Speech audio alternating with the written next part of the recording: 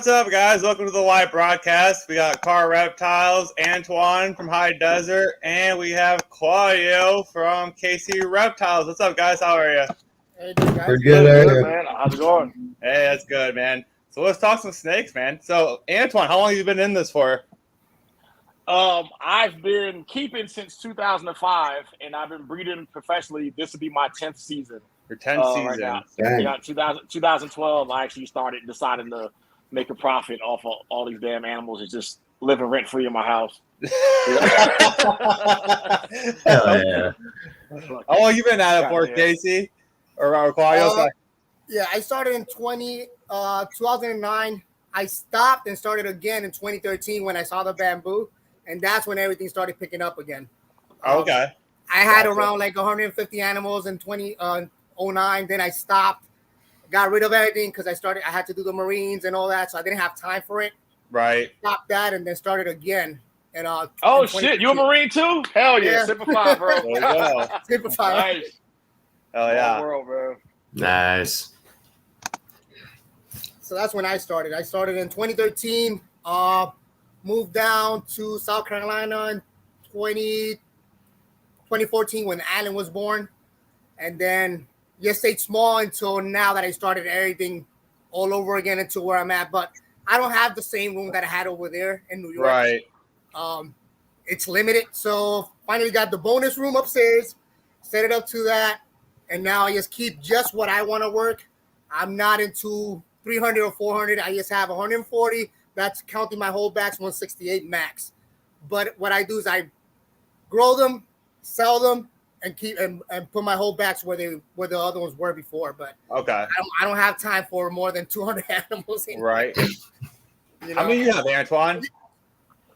It's fun. It's funny. I'm sitting there trying to count because I knew the question was coming. I'm like, yeah. So I have 80 adult females, 15 breeder males, and then holdbacks, inventory stuff. I'm not sure if I'm keeping them right now. That's probably I have like 98, 100 breeder females, and the same thing like probably 20, 25 males, and then the rest are all holdbacks. Right. You know how it is. Like a week ago, so about a month ago, I had not one empty slot in here, and I was like complaining about it. I was like I need more spot, and then like I made a post about it, and then the next day I just sold like a bunch of stuff and gotta make some room in here. Yeah, I was tripping balls for a minute, man. Like no pun intended, but yeah, I was just like, man, I'm trying to do that right now. I have some that are in the incubator. I have to put on this hatchling rack. I had to add probably 5 more 6 high for my other holdback because I started the Pharaoh thing. Because last year I got out of clown. Did you? I didn't get out of clown completely. I just moved on because there was nothing fun to work with. You know, everything was being made. No, I'm saying everything was being made. So it's like, but I'm saying like, do I wanna? If I saw it already, it's for me. It's like, okay, that's a goal somebody made. You know, and I would love to watch it, but I'm not gonna have it in my rack because it's not something I produce. I'm not gonna spend 10 grand when it's something that I already saw. You know, if I see something and it's already made, that's 10 grand I could save because I enjoy somebody else's animals and I could watch it. But to have it and use more room, I prefer doing something that nobody's working. Like we imported the Pharaoh gene now, and that's all I'm working. Right. And I'm you gotta send me some pics of that through DM so I can like check it out. Yeah. I heard about it. Yeah. Warren imported it for me. They're from BPM. Which is Wally and Rassi. That's their gene. They started like in 2015, and I was able to get their super male, and that's what I've been using this year, to breed. Since 2021, I started breeding him, and I'm just stacking on it because the super's where it's at. Where's that super look like? You want to show us that super real quick? He's in shed, but I'll show it to you. It's right here, actually. So it's complete. It's an incomplete dominant for sure. Then. Yeah. Okay. All right. All right. What it does do is enhance the patterns when it comes to coloring. It keeps the darks dark and the yellows, it just blows them up, which is cool. I'll show you. I have a one with Creed actually. And she's in shed now, but she's Creed pastel and then the Pharaoh over it. Oh, okay. So it enhanced the color a lot, especially with just having fire. Right. Mm-hmm. But then it broke up the patterns, and it did a lot, man. I like what it's doing, so that's the only reason why I kept on going to it.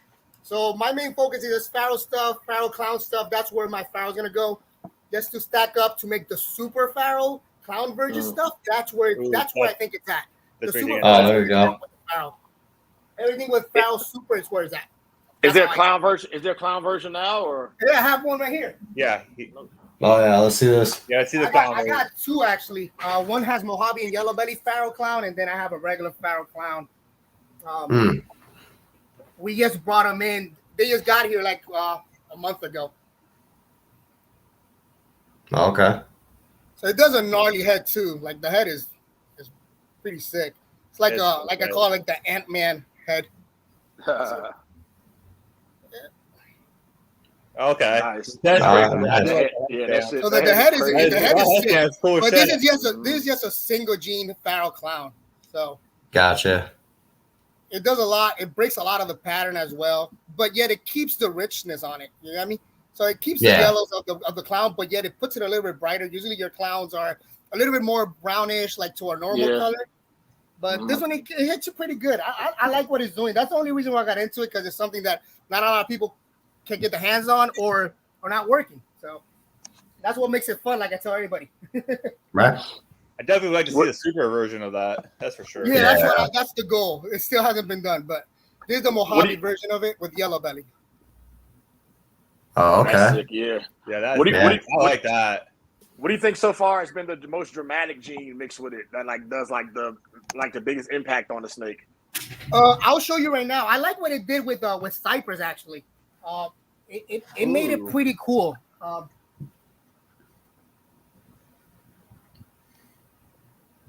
So it just shed, which we're lucky. So this is just a Cypress Pharaoh. Oh, okay. See how it kept the color? Yeah. Cypress a little bit on the pattern wise. Yeah, I like that. Yeah, I like that a lot. You see, so it did pretty good with it. So I liked what it did with it. Now, if you add pastel, it made the pastel orange instead of the yellow regular pastel color that you usually get. It made the pastel orange when you add Cypress and Pharaoh to it. That's nice. That is nice. I do like that. So it made it, instead of being yellow like your regular pastel, it made it like an orange color. Yeah. So it's not your yellow. Like here you can see it yellow, but when you put it, let me see if I can turn on the light. Hold on. So once you see it in person, it's actually orange. Those are oranges. They're not yellows. Like they're like burnt orange. Oh yeah. That might single-handedly bring pastel back, bro. Yeah. Seriously. I'm working it. I have a lot of lemon pastel stuff, but I do have some pastel. I think lemon pastel is a little bit brighter when it comes to that. Yeah, I did get the lemon pastel off of you.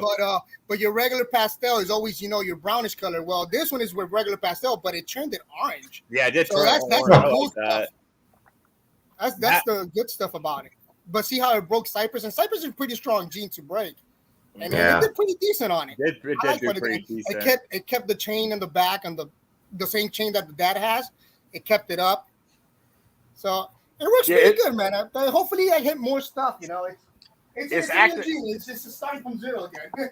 Yeah, it's acting a lot like So a couple of years ago, Outback imported a lot of animals that looked real similar to that. So a lot of people in Maryland got them. One guy's calling it the Malice gene.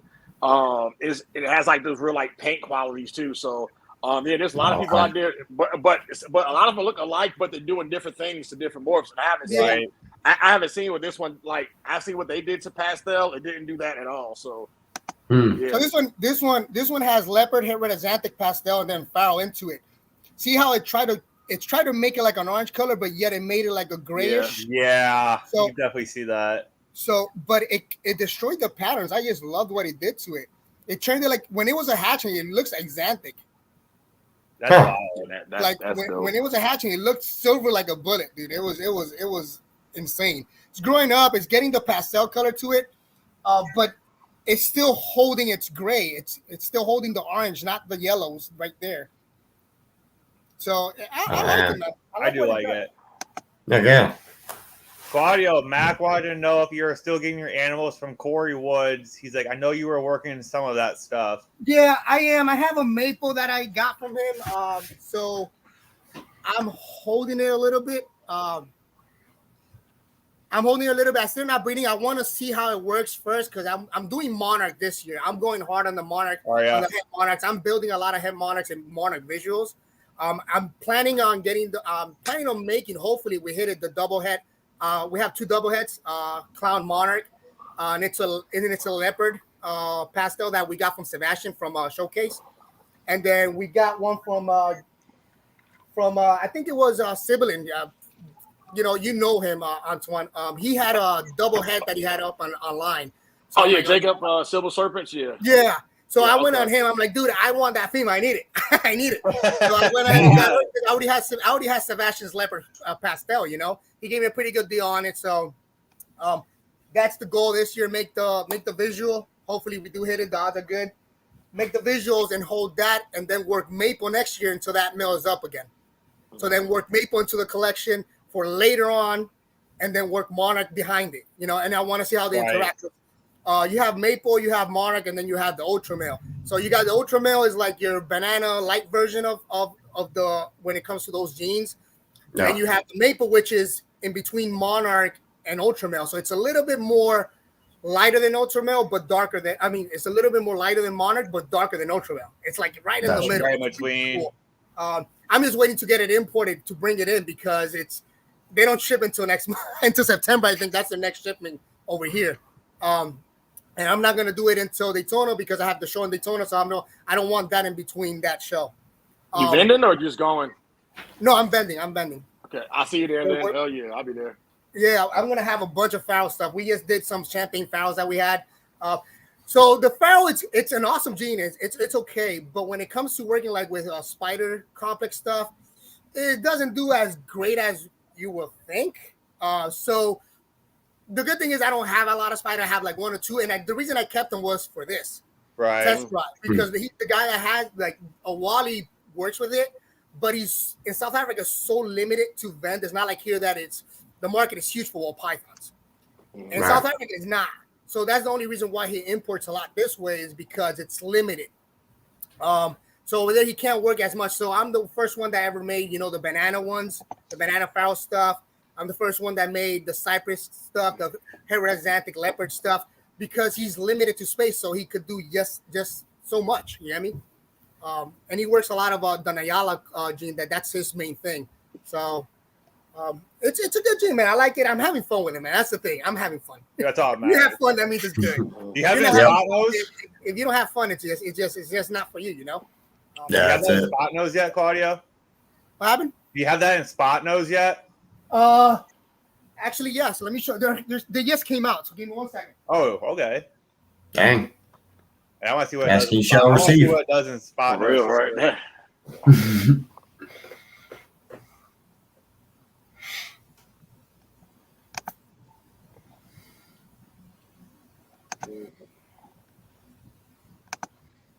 They're in the incubator trying to wait for them to shed. Nah.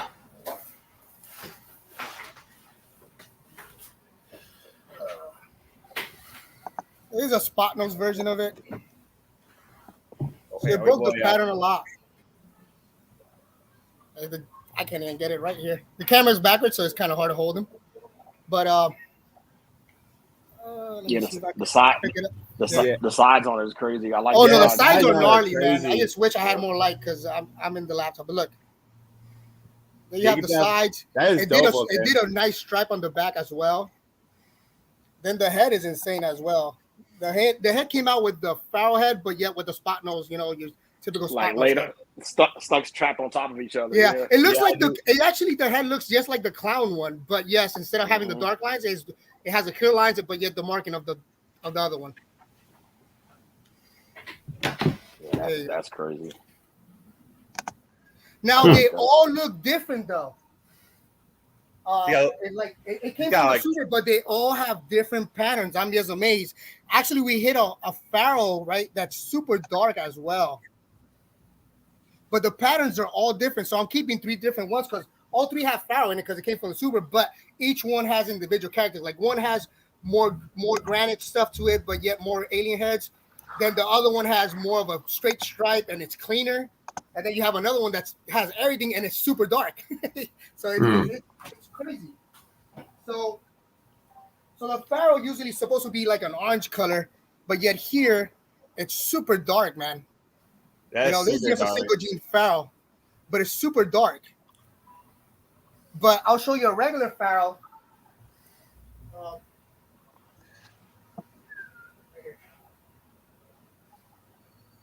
This one just shed too, so this is just a single gene Pharaoh. It's possible to have Monarch, but you see how it's still orange and it's not as dark as the other one. The other one is the alien heads. This one has, your regular oranges, like normal, but yet the patterns are all destroyed. Crazy. So this is just a regular Pharaoh, single gene Pharaoh. And it has like the monsoon head stamp as well. So it's pretty crazy. Like let me see the cooperates. Yeah, that might be like head influence or something like that. Right. Too, so yeah. I like that one. Yeah. I do like that too. We made a trick version as well. Just to see how it reacted. So the trick version has a lot more patterns than your regular standard one. It made it that's way good. Busy. It's really busy. So that's another one we actually liked a lot. But yeah, man, it works. It works odd, man. Like with the spider complex, it doesn't do a lot. So now we know that we're staying away from that side. We're just keeping it to your regular incomplete dominance, just to see how far we could take it, pretty much. How long have you been working on it for now? I started last year. Actually, I actually bred it to 15 females, man. That male is a fucking machine. But yet, I didn't overbreed the male because I have an ultrasound, so he only locked once or twice with the females because I go by follicles. So I started locking him when my females were like around 19, and then I stopped them. And I ultrasound the females every 1 month just to see where they're at. When I saw that they were around 25, 26, locked them one more time and let it be. And they all laid perfect eggs. I never had a problem with them being behind. So when that was done, he rested. Like he only went in when I wanted him in. I don't overread my males. If you know what you're doing or you know your rotations, after doing it for a while, if you know your rotations and you ultrasound and you know when to put the male in, you really don't need to. Dude, it's like having a baby, man. Sometimes you only need one chance, you only need one try. You just need that one. I have twins, so trust me, I know. But yeah, it doesn't take a lot of locks, man. But that's the privilege of having an ultrasound, I got one too. Do your rotations, There's people that ask me, hey, should I get an ultrasound? I'm like, dude, if you have more than 15 or 20 females, I recommend an ultrasound. Like that, you won't lose those days. But if you have 5 and you have if you have 10 and you have fucking 5 or 10 males, you don't need it. You don't need it as long as you know what you want to do, But with this meal, I knew I wanted to get into Pharaoh all the way, so I just used them to build up from scratch again, you could say. Yeah. So I'm getting rid of almost all my incomplete dominance and leaving everything with Pharaoh because the supers where it's at. So that's my goal. Keep on making supers for later on, pretty much. We'll definitely keep an eye on that. Make sure you follow him on Instagram and stuff too with the Furrow Project. KC Reptile Labs on Instagram as well. I don't know if you guys have seen, but the Lacey Act update here is that they ended up going with the Senate version of it. So the Lacey Acts now are no longer a threat to us. So that is good news for our reptile industry and our hobby. So I don't know if you guys have heard that. So we can game on, you guys. That is done. It's over with. It's killed. So that's good news for us. So I just want to bust that out there for everyone so they know that the Lacey Acts are dead. So everyone support all that. We did it. It's done. It's over with. So that's awesome. Yeah, keep that USR. Keep those USR donations coming, man, because we're gonna have another. Oh yeah, like these bills are like fucking Marvel villains and shit. This is literally like our. I'm telling you, man, this is literally like our fucking Thanos and shit. It is. So, but fucking trust me, Kang is coming. So. it's gonna be something worse than this is gonna come along. Watch. Oh, it always is. Yeah, they ain't done. Yeah, they ain't done yet, but least for that one, is dead and is done and over with. Yeah. So until the next one. So True that. that's awesome. So Matt said they are trying to still push it through in Florida though. So Well, Florida, Yeah. Florida is, I think, is just another kind of branch, though. They're not the same as everybody. I think that's a separate branch that they made.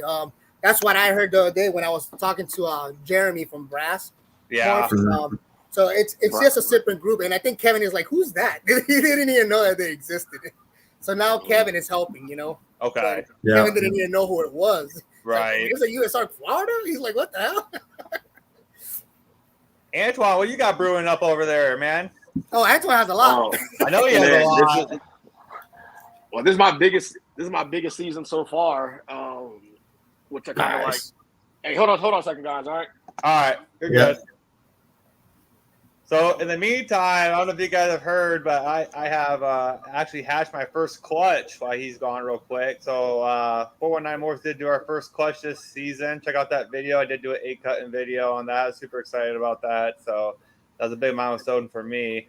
So I was pretty excited. And I'm addicted. I was like, I just want more. Oh, yeah. It's like Christmas every day, man. Right? Yeah. Christmas every day. All right.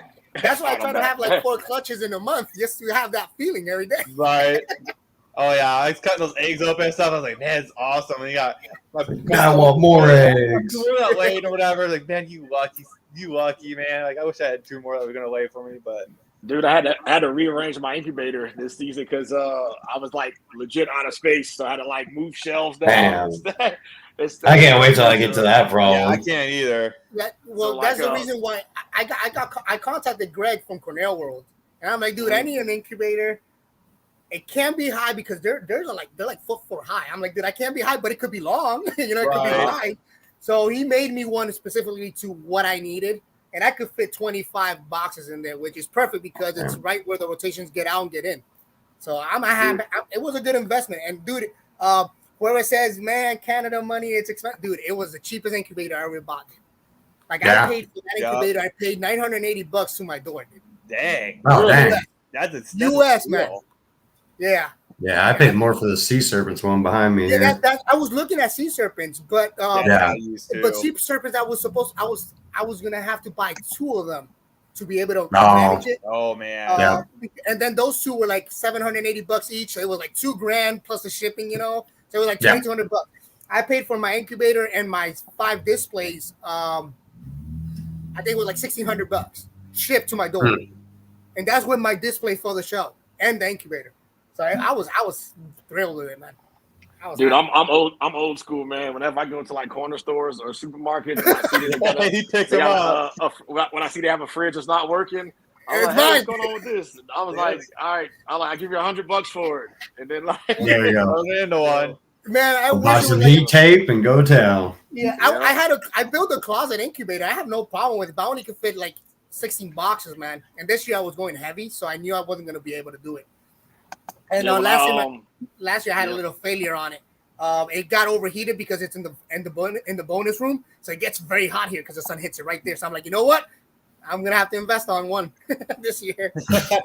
You know? Yeah, you get to that point, like you get to that point. Yeah, my next one is going to be like a walk-in like closet type incubator too. Like Justin, that's what I'm talking about. It's kind of like that same style. And then as well, I get to that point because like I went from 8 clutches in 2020 to 16 in 2021, and I'm probably gonna do 6, and I'm probably gonna do 60 this year. So because that was it was a gross miscalculation on my part because I thought all these females, I thought they were 2020s, and I was like, why is this 2020 girl so big? I look at her card, and she's in 2019. I'm like, let me see something.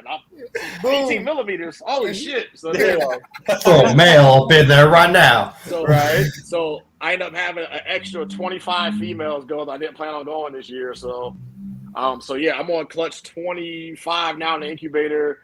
I got 2 that's definitely going to go, and I'm still breeding like another 15, 20 females now. And not counting the ones that went late last year because looking at it, I had females laying eggs in November and December last year. So those girls, I'll be ready to start pairing coming up soon. So, wow.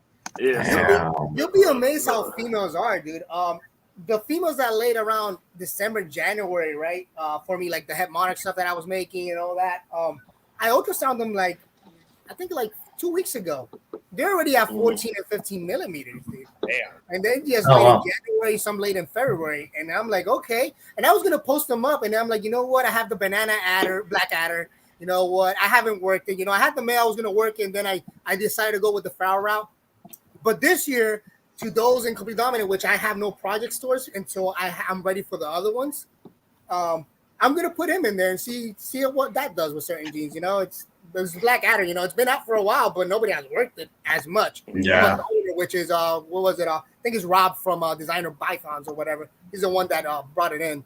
But yeah, I'm just gonna have fun with it. You know, I did small shows, man, and nobody wants high-end stuff, man. They all want banana, ugly stuff, or pie stuff. Bananas, bells, and pies. yeah. Banana like, pie. you know, All that cheap stuff, yeah. Yeah, Well, if I do the little it small little sounds- shows, man. That's my goal. You know, just use the banana adder, make some extra, dark. Just because it has black, the black adder, it's a very dark gene, so make it look more lavenderish. That's gonna catch the eye more. So that's the goal for this year. Stack up for next year for the small shows and leave the high end stuff for the Daytona show or the Tinley show or the Right. the Arlington show. I had a possible quad head female on the table for $1,200, and no one even looked at it. Dang. It's because they look like they can Yeah, what are the quad hats? Curious. I was like, what? What was it? So it's a double head enhancer pie, 50% double head G-stripe clown. Oh, geez. Oh, Yeah. I bought, is it boy or girl? I bought a female. I bought the biggest. There's a female, too? I bought the biggest female. Set it there, and no one even asked about her or anything. It was like, you have any? It's because they don't know what they're doing. That's the You have thing. any They blue-eyed don't Lucy's? understand it, yeah. They Yeah, just so want. that's the thing about these shows too, man. You got to kind of know what crowds you're getting into. And it was my first show. It was my first time vending, so I pretty much just bought what I had because like most of my stuff I plan on bringing got sold like a week before that on Morph Market and everything too. So I was trying to keep some stuff for the show, but yeah, I got rid of I think I got rid of 90% of my females I was upgrading. They went fast, like all the single gene stuff. And the females that didn't prove out that I raised up for 5 years and it's just not going this year. Didn't prove out for me. I'm like, dude, I had you for 5 years and you only ate mice, and I went to go breed you finally and you didn't prove out. I'm like, fuck, man. Like, you got a whole lot of demands for just a single gene, for this a 2-gene pastel entry. So Yeah, no kidding. gotta go. You gotta see that stuff too. I had a bunch of yellow belly females, so I got the entry asphalt from Antoine, and man, I put him to a bunch of females, man. I hit a shit ton of madrigals, man. I hit a bunch of friggin' entry freeways, man. Like a lot, man. Oh, there you go. And I sent some to Antoine too, and I got a yellow belly head monarch from him as well. But I hit a bunch of freeways, dude, and nobody wants the freeways. How's she doing? She's good, man. She's eating. Good, she's good. getting there. She's already 1,300 grams. Oh, nice. I'm taking it slow, man, because I need that male to go. So feeding her, your regular medium rats, ASS back and forth, but not pushing it as much. Because I don't want to. I have a lot of yellow belly monarch stuff. So last year we made an ivory monarch, and it was a visual, but it was a white snake. Yeah. So I used him for a lot of stuff. So I made a bunch of yellow belly combos, And then I sold them, and it kept everything that I held back. So I left it as is. So now I was able to get my hands on a asphalt het monarch. Supposed to be arriving now in August next month. Nice. And he's the one that I'm going to put to that female probably later this year or first of next year starting. See how that looks, Hopefully I hit it. The odds are head to head. You have that chance to hit it, and you have that chance not to. Right. Yeah. I don't know. Let's wait for it. I finally hit my asphalt lavender this year. It took me like 3 seasons to do. And I finally hit you got it. Even though he has pastel in it, with lavender, I don't care. Like he has like the nice flames up too. So I hit OD asphalts this year too, like all females. So the OD asphalts pos het lav, and then the one pattern it's gotta be the het lavender influence. What's crazy is that the asphalts that are het for lavender the pattern looks better than the actual visual asphalt lavenders, if that makes any sense. Really? Like it just cleans it up. It just freaks. So I'll show you. So I'm pretty sure this was happening because this is how stuff is proving out for me. So like this female here, Actually, we can show snakes, right? Just like a showing snakes. I ain't Yeah, sure. 100%. That's what we do. What we're here for. Let's see what you got. So this is my asphalt stuff. This is how my stuff looks. Like the stuff I'm producing right now, there's no question, you know. But just a regular looking back, right? But how crazy, almost like a lacy like belly pattern, right? So, and this is how her brother came out. Hold on, let's get over here.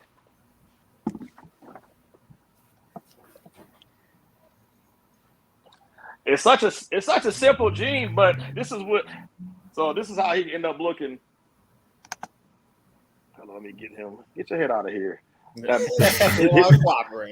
His entire back pattern is just crazy, but yeah, it's badass, man. That is badass. Yeah, asphalt's nice, man. It's a good gene to have in the collection. So everybody's like, "Are you sure it's not lace?" I was like, "I don't know, maybe it is. I don't know, shit." No, but it's just like this, just all this crazy head influence in there. This is like he's 100% het pied and possible het laugh, but I'm pretty sure. But look at the pattern; it's almost like het monsoon. Yeah, it'll prove out, man. Yeah. So I like that dark head. He thinks it's lace. It looks lace. That is nice though.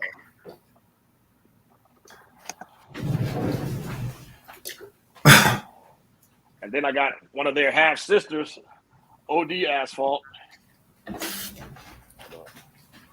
Oh, that's clean. Oh, nice. I get this other side. Beautiful. That is beautiful. Yeah, I just can't believe, dude, that I still have those freeways here, man. Nobody wants to get them, and it's like, man, what the hell? Like they're almost like the female's pretty big already, man. I'm about to hold them all back. I mean, just breed it, sell it as a proven breeder. Yep. Yeah. So this year I hit those. I got albino freeways coming just because I inherited this female. It was an asphalt head albino that was. So this was done with one of Antoine's males. Holy shit! Nice. Right. So we made this one, and then we made the brothers. The brothers are super enchy, actually. This one is not even super enchy. Let me go get the brothers. And those ones are for sale? Yeah, those are all for sale. So there you go. Check out his morph mark if you guys like it. Bam. So that male I sold to you, the inchy asphalt, he's the main. That's where all of my asphalt stuff comes down from him. Everything. So we hit this one, which is a super enchy asphalt. Oh. Nice. He's hiding the head. There's the head. Yeah. And then we hit the brother. Oh, okay. That is nice. So we hit two of the super enchy asphalt with Antoine's male. That came out dope. Hey, how many female freeways have you hit with him so far? I'm curious. With your male, we hit 1, 2, 3, 4, 5. We hit 5, and then the other ones are all asphalt because one of the calicos didn't prove out yellow belly. We were aiming for that, but so I know about the freeways. So total. Female freeways. Female freeways, we hit 2. We hit one with Hidden Gene Woma, and then one with one that I showed you, which is just a single entry freeway. Dude, but we hit only 2 males that are super entry freeways. Dude, I made freeways like 4 years in a row with that male and never hit a he did female, good, man. But I never hit a female freeway for some reason. So I'm glad. Just how it works out. I was like, what the hell, man? Man. Yeah, I got a freeway het clown that I'm going to be breeding to a highway het clown. So hopefully I'll be going down next year. Hopefully get some pavement clowns. But see that. Yeah. And this is a Hidden Gene Woma version that we hit with your male. Oh, wow. Is that the Woma? Nice. Yeah, it's a Hidden Gene Woma freeway. Okay. Oh, okay. I take back every bad thing I've ever said about Hidden Gene Woma just because of that. That's nice. It does have its place. There's some. Yeah, because it goes good with certain combos. You know? It goes good with certain combos. Not with everything, but I just hit with Hidden. This is just an entry freeway Hidden Gene Woma. So. But just to be clear, though, I don't hate the morph. I hate the name more, though. Right. Yeah. They need to shorten that name big time. Like whenever somebody says, "Oh yeah, I got this Hidden Gene Woma," I feel like you're trying to sell me some cheap weed. Yeah. And there's the other male. Well, then there's Woma too, so it's like that's the other male we hit, which is this is just an entry with fire. Mm-hmm. So this is just a freeway entry fire. Oh, This is yeah. the other. Nice, This is the man. other one. So we hit 5 in total with that mail that you lend us. Well, that we got from you. Yeah. We hit Nice. 5. But as I say that, I'm sure when I hit all of these like crazy combos that I have names already picked out for, they're gonna be like, "Oh, why you naming that shitty ass name? What the I already hear people now like when I'm on podcasts, they're like, people, hey man, what the fuck is a hellbender or a violator? I was like, you'll see it soon. Don't worry about it. It's gotta be good in my head, that's for sure. Yep. Yeah, that was the Kevin McCurley gene, wasn't it? The hidden gene Woma. Yeah. Yes, Yep. it was. Yeah. Kevin Yeah. has all those kind of shit. All right. He does, yeah. Anything spider that's related, freaking hidden gene Woma related, or Woma related. That's all his Yep. stuff, man. He You know, it was funny about that. Got rid of them to everybody else, and then he's like, "Yep, I clean my hands. Let everybody else do it." Yeah, it was funny about that. I have one here, so but it's like Oh, there you go. but you can't tell. I only keep one of everything. See, I keep one spider because it does good with certain combos. It I keep does. one hidden G Woma because it does good with certain combos. But those females, like this year, I got rid of my only spider I had because I'm gonna say with hidden G Woma because it does pretty good with certain things. So if I'm gonna have a snake that has a little bit of head wobble or neurological problems, I'll say with hidden G Woma because it does. It sells better too, man. I'm not gonna lie to you.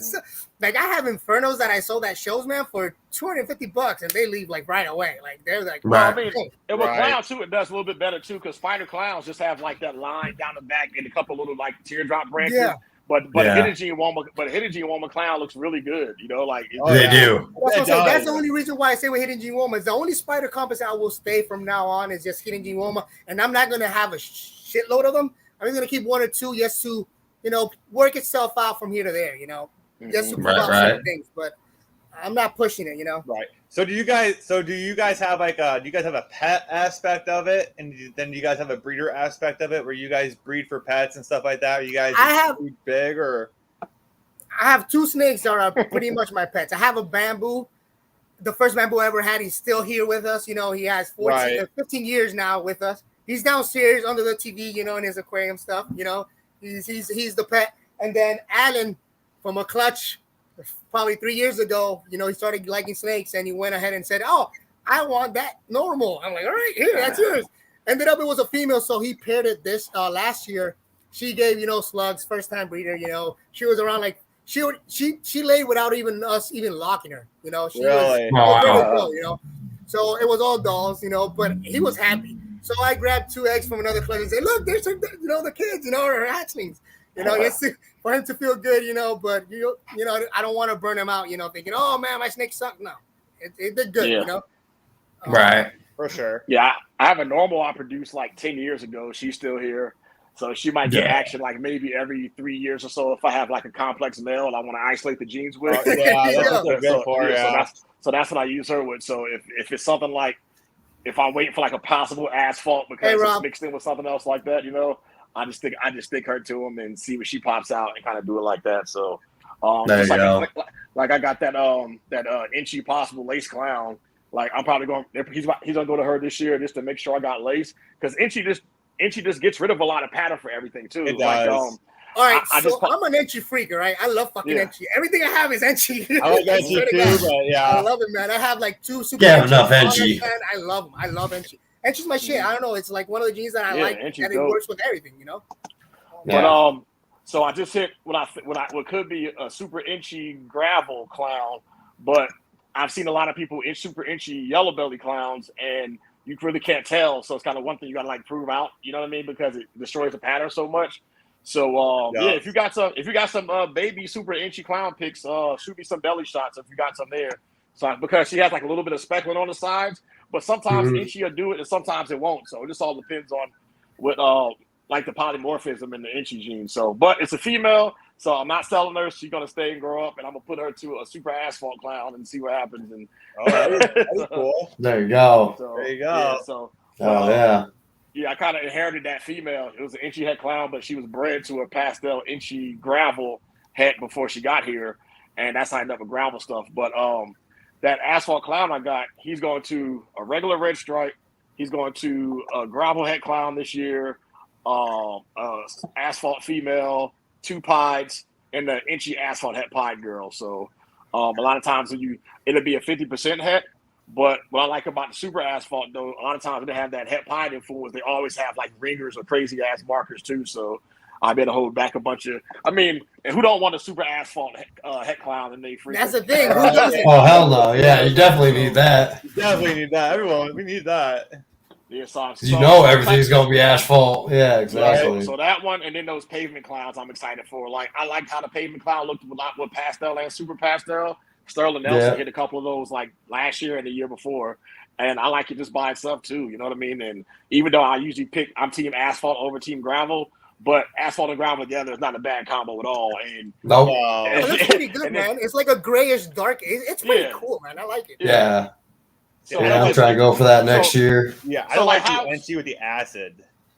Yeah, I think it ruins the acid look on it. It's just. Well, it does take a lot of the pattern away. It does. But the head stamp is fucking insane, though. Yeah. When you put Enchi and fucking and acid together, man, that head stamp is like a fucking bow and arrow, man.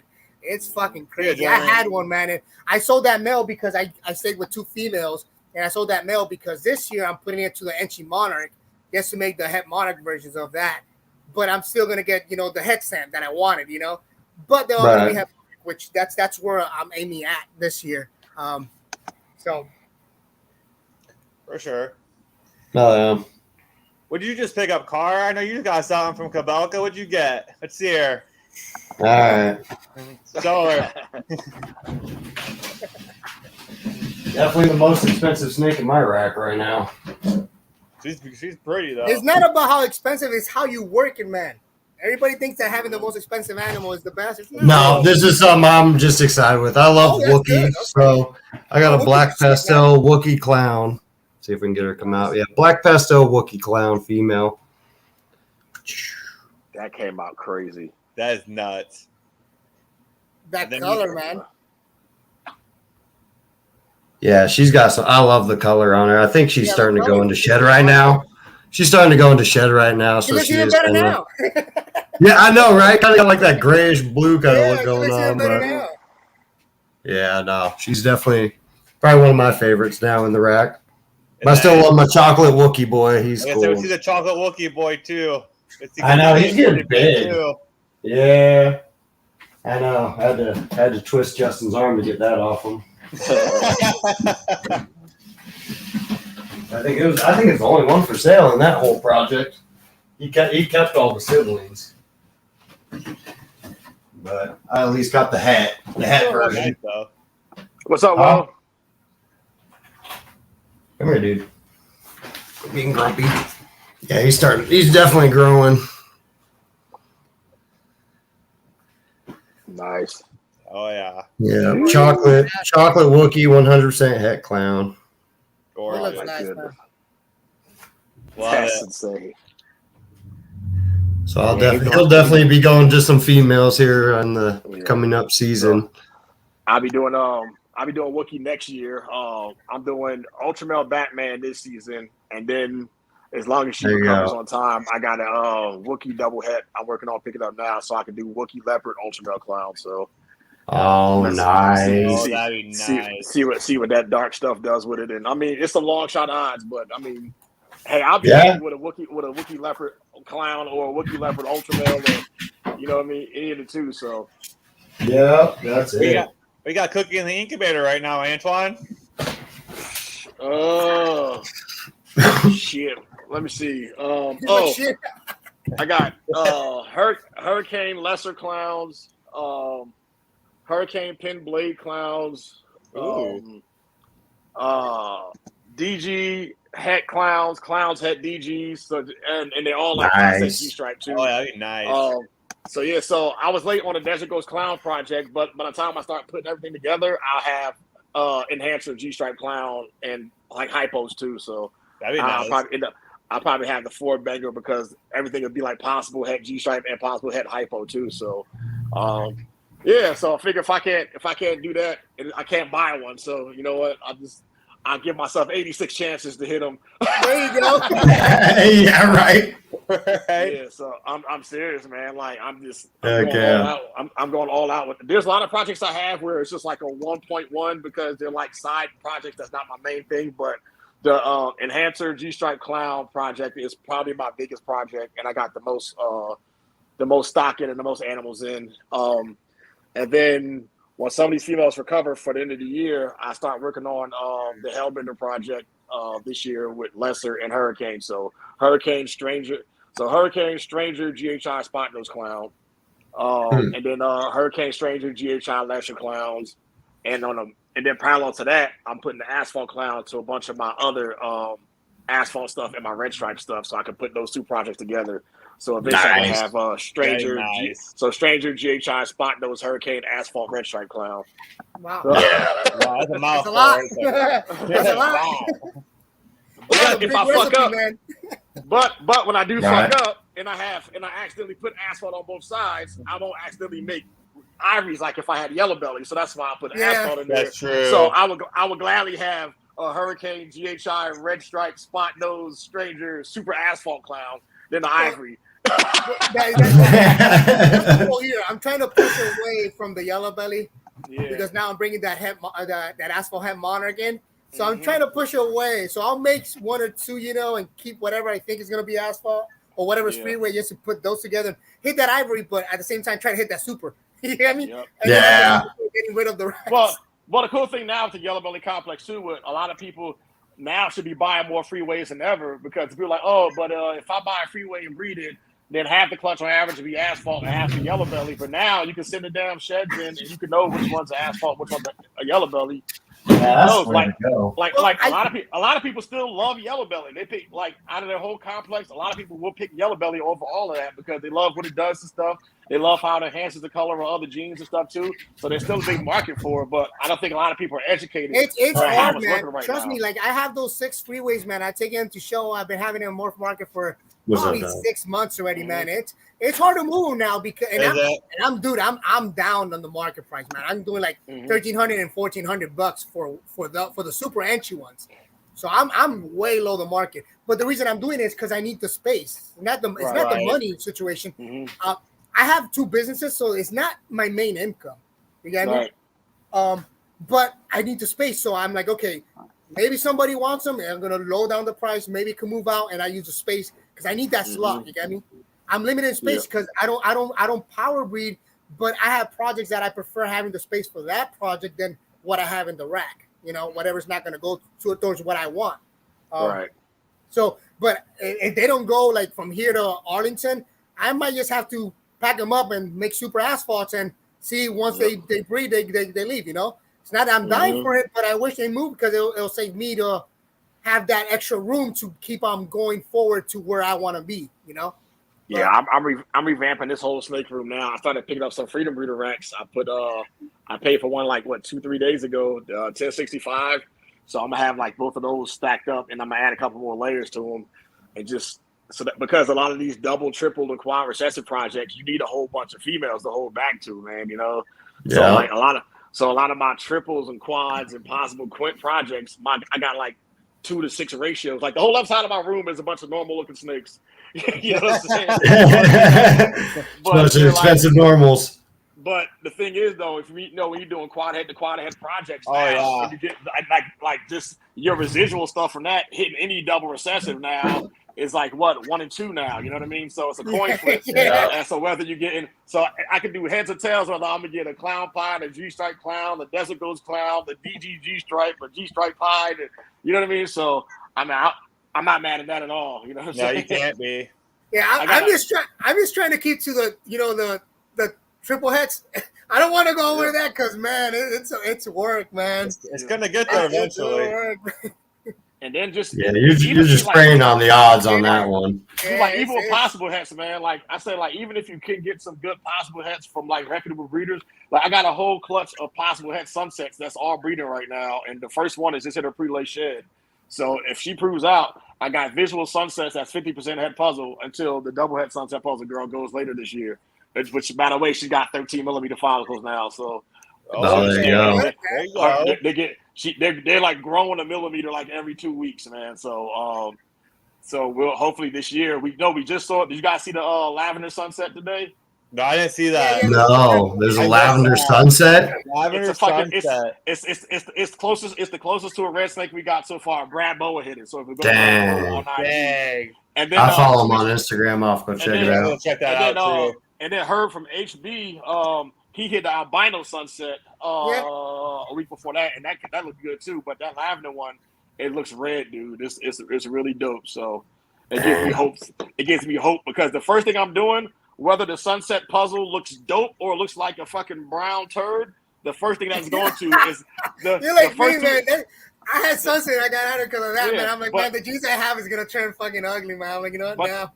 But the first two things they're going to are lavender albinos and desert ghost stuff to like to brighten it up, and LSR fire. So, there you go. Fireline, I'm not mad at that at all. So, like I said, if people ask me, do I think it's going to be the greatest snake in the world when it comes out? No, but it's going to be a jumping point to make some of the dopest things in the world too. You know what I mean? So, I like GHI in the sunset. Yeah. Well, to me, GHI and Sunset have. If you look at their pattern, it's a real similar pattern. Right. So if you look at Joel from State 48, he hit the GHI puzzle.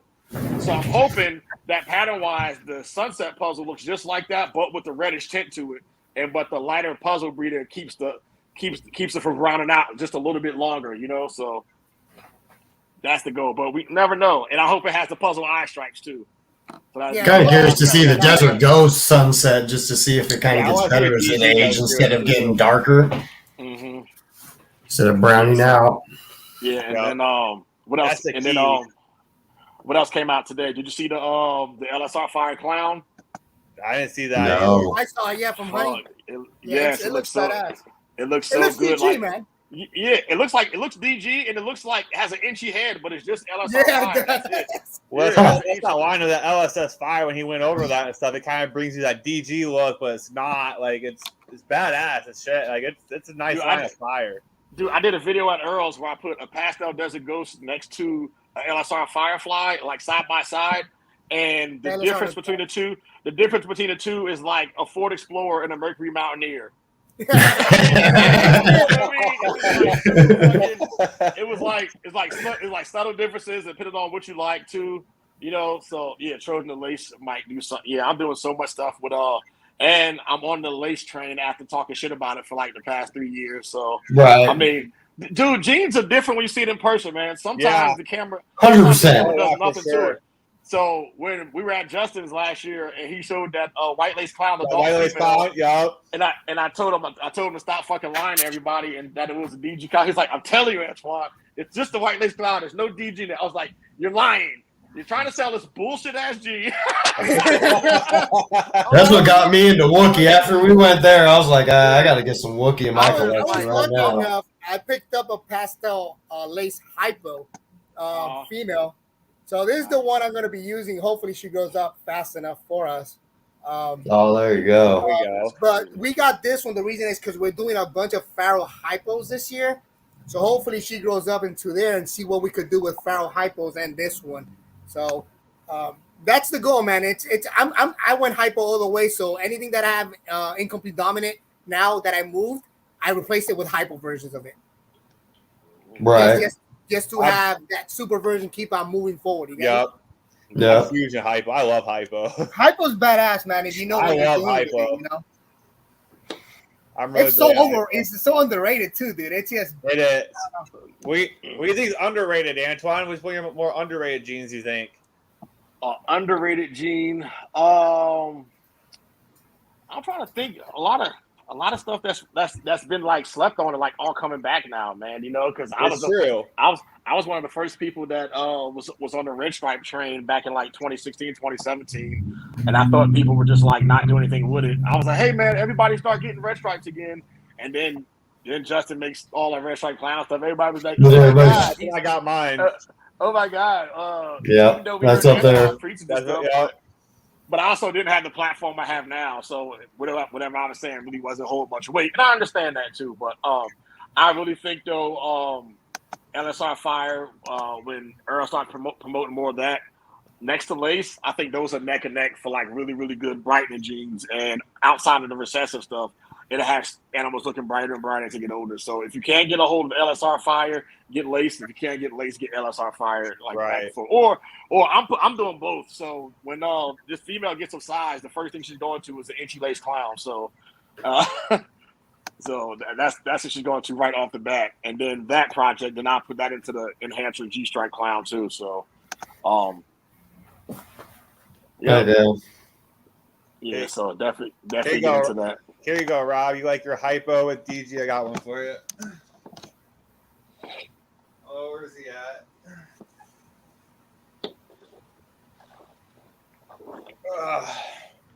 Got your leopard DG hypo. Nice. Yeah. He's getting pretty solid. Yeah, look at that head, man. Probably one of my favorites. For sure. Yeah, that's that head came out nice too, man. Yeah. Nice, man. So I love hypos, and I love the DG hypo mixture in them. That's where I'm shooting for. I think that's the way I'm gonna go. Just love it. Yeah, I got the I'm working on some small side hypo projects. Like I had a blackhead head hypo bred to a hypo leopard pastave poset pod. So I'm hoping to get blackhead Mojave leopard hypos from that. That'd be nice. Then I'll hold back some females and plug those into the enhancer G-stripe hypo clown project too. So I can start adding more pattern to it and everything like that. So hopefully I have a bunch of females back I can put to the visual hypo G-stripe fucking DG clown and then kind of go that route with it, you know. So it's just a whole lot of my projects I'm working parallel. So I'm thinking like 5-6 years ahead. So that way you have to. So that way I'm not going, okay, now I got the base morph. Because I think it's important to create the base morph as well, you know, before you start adding stuff to it, just so you can see, just so you decide what you want to add to it. You know what I'm saying? Because because like if you get something in the world's first version of it has pastel in it, you don't even know you don't know. So now you're trying to not figure out what to add to it and stuff too. So to me, that's just weird. So when I want to shoot for a project that isn't out yet, I want to go there, but at the same time, still be able to add other stuff to it together. So, this is a strategy I've been working on now, and now I actually have the room to do it. So that's the biggest thing people don't realize for these big projects, man. You need the room, not just. When I was able to get that super foul, that's the only reason why I got it. I wanted to see how the fucking worked, man, and I wanted to see what it did with different ones. Like I could know what the hell it looks like. What, you know? That's the only reason, because I know if I put a super now, everything's gonna have farrow on it. So now I know how it looks 100%. You know, I'm not gonna be fucking, second guessing. Okay, it doesn't look like cypress. Oh, it does have cypress now. Now I know what it does. You know? You got that base formula to go by for sure. A lot of people say, "Oh, I'm gonna buy a Paro male," and they buy a fucking male with 7 genes in it. And you're like, does it have the 7 genes? Then they only has like fucking 3 of them. And then they don't even know what they're looking at. It's just a mess. Yeah, it gets so wild. Right. It gets really wild really quick. Seriously. Give you guys the update on her. My favorite. My absolute favorite. Where I think the market's going. Obviously the zebra. Nice. So you're gonna laugh at me, but I have a striker, the striker gene. BPM produced it as well. Striker gene, huh? Yeah. And it looks like zebra when it's put as a super form.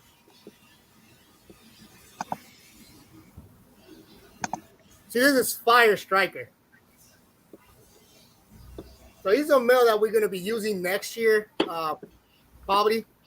But the super version of it looks just like zebra, man. Like literally looks just like zebra. I don't know if it is or not. It's produced by Raleigh as well and Rossi from BPM. They made it with yellow belly. They have some pictures of it.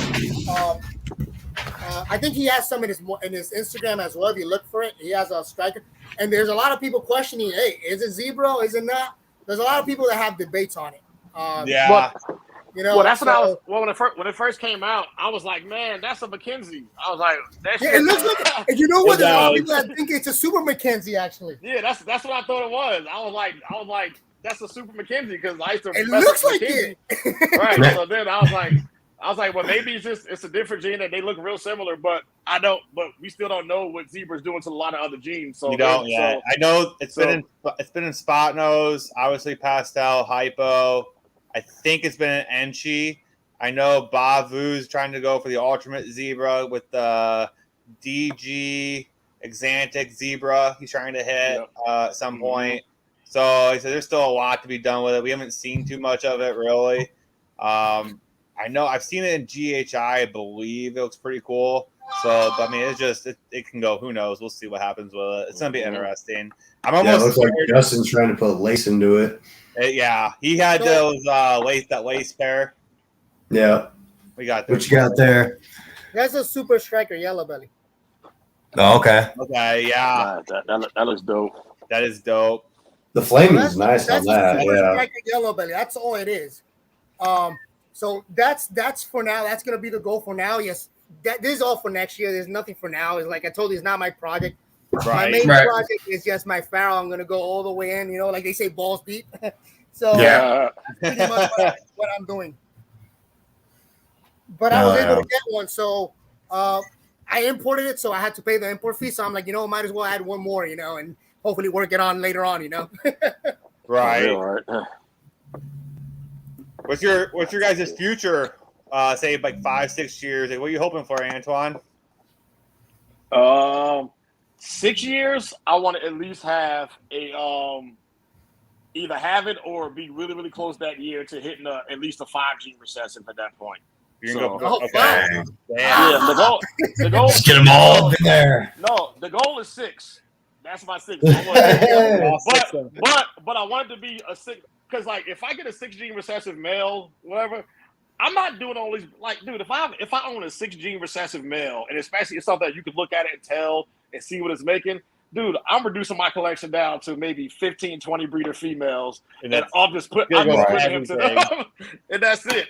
You know what I mean? Like because the odds of somebody else hitting that, you know what I mean, without having a bunch of recessives on both sides is still like astronomical. So if I luck out and I'm able to put, triple recessive to a triple recessive, keep those back too, and then like have enough space to build that project with a lot of luck, obviously too.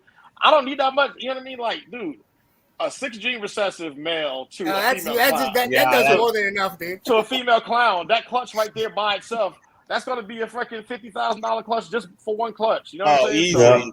Easy all day. So I'm gonna just do that, and then my life's gonna be so much easier. I'm gonna have like 2 little freaking tubs of ASFs to throw them to, you know what I mean? and call it. I'm dead serious, man. So I'm retired. So to me, like obviously, Desert Ghost has to be part of it too. Right. You know what I mean? Desert Ghost. What I don't want in it is pie because pie just destroys a lot of stuff too, and you can have like high white stuff and like I made that meme a couple months ago about people who were showing me their animal that's 90% white. It just has like a head and like it's like I got it's hard, man. You're full of fucking shit. No, you don't know that's why that. I try to keep Enchi, man. Enchi adds a little bit of pattern. I try to stay with the Enchi part. Yep. Try to stay with the Enchi. Or that you just you gotta have Enchi and pie. They just have the headstand. That's a OD yellow belly. I'm like, what? So it just has to be some genes. So it can't be an overbearing one like Monsoon because got to eat up everything too, and then it can't really have pied either. So the pie has to be low white. So you got to have like unless you're gonna have pinstripe or Enchi in it or even super Enchi. Yeah, one of those things. But that's asking for a lot. A 6 genes and then a 6 gene super codon. That's hard. But what I will say is all the stuff I'm working into though will have asphalt in it. So I would gladly have a fucking super asphalt 6G recessive. Dude, and honestly, dude, I'd be so tempted to sell that thing because, everybody and their mom would be offering me like ridiculous amount of money for it too. So that'd be the hard part. That'd be the hard part. Resisting somebody trying to throw freaking, 6 numbers at you real quick. Yeah, exactly, man. Try to turn down 100K plus or whatever. But at that point, I'm hoping that I'm at the point of my life where $150,000 thrown in my face doesn't make me just fucking sell my ass, So. Yeah, no shit. I don't blame you. Do you have Exantic in your collection, Antoine? triple het pair of axanthic clown pieds. I sold the axanthic female, the original one I had, to was it Ryan Thomas? No, it wasn't Ryan. It was I think it was SRS. And people got mad about that because I sold her for like way under market value. Apparently, I was like, "Well, I got it for free. I got it for free 6 years ago, so it's no matter what I sold it for." Right. Yeah. So that's the other thing that other people think is like you're doing it because you want money. It's a way, yeah, because you can invest again in your project, but it's pretty much your animal. So regardless if you do market value or not, it's your animal. If you need the funds for some other project, all the space.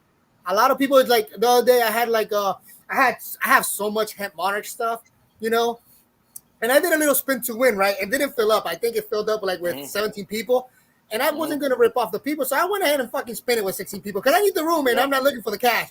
And some douchebag there started emailing messaging everybody. He's like, I can't believe he did like a $1,500 shit, you know, for $600. I'm like, hey, you don't know my situation, man. I prefer giving it to somebody that's gonna be worth working on it than just doing it. You know, I'm not in it for the money. You know. And what's crazy is they were complaining the other way. If the amount of spots went well, it was over too much. Value, yeah, it's too much. Trust me, for somebody who did a lot of like spin the wins early with like equipment and racks and ultrasounds like that too. That was like everybody came for me for that. Like people would really be in my comments. Oh, that's really smart, but being sarcastic. Because if you look at the numbers and like that, you're making a $1,500 profit off of this rack, and that's really brilliant. But you can tell it's sarcasm. But people who never done them think that when you put one of these things together, that you just like make the spots and go away. No, you're dealing with people who don't know how to send money to you, who after you told them a million times, who don't use PayPal. They insist you do PayPal, and then when they lose, they try to do a PayPal dispute because they didn't win the prize. And it's just a lot of stuff you got to go through, man. And my time is valuable. Oh, I stopped all that. The only time I do a spin to win is if I'm running out of space, man, and I do it very low, man, because I don't need the cash. I need the room, right? It's more expensive to me to build. It's more. I don't have the room to build more racks. Like literally, I have no more space. Yeah. But I have a ceiling that drops down, so my racks are made exactly to fit in this room. So I have no space. If I have no space, I'm gonna do a spin to win because they're not selling, and I'll do it for. I prefer for somebody that's following me to win it than me lowballing it and giving it to somebody that I know does not even know what the gene does or ask questions that can't come back to me later. You know, that's the only reason why. You got the people that just doesn't understand the process of it either, man. How much time it takes to pair, freaking check your pairing, feed, incubate them and all that. Like the electricity it does, they just don't understand that. It's crazy. And that's just the thing too, and that's one of the reasons why I kind of like started my Patreon too, so I can have like that exclusive group of people who like when I'm doing an egg cutting, I don't have to hear people on YouTube going, "Oh my god, why are you cutting the eggs?" And so like, this is just why it's cruel to the animal. Like at least if you're on my Patreon and you're paying $50 a month in the VIP, and like you can whine all you want, like you know what I mean. Yeah, and then like I do like crazy giveaways. Like, dude, I gave away a hurricane clown male. No, yeah, okay, hell yeah. Because I had a lot of babies and didn't have the room, and he wasn't eating on his own. So I literally went to the VIPs first and was like, "Hey, who's really good at assist feeding?" And then a lot of people like raised their hand and like I am. I was like, "Okay, scale from 1 to 10. What are you?" And then he was like, "I'm an 8." I was like, "All right, send me your address. I'm gonna send you this." Man, you know what I mean? So you join your Patreon. Let's see. I gave away a red stripe double head clown pot girl. I just did a pastel inchy GHI clown. That was like 500 grams. For September, I'm doing either a DG head clown or clown head DG male.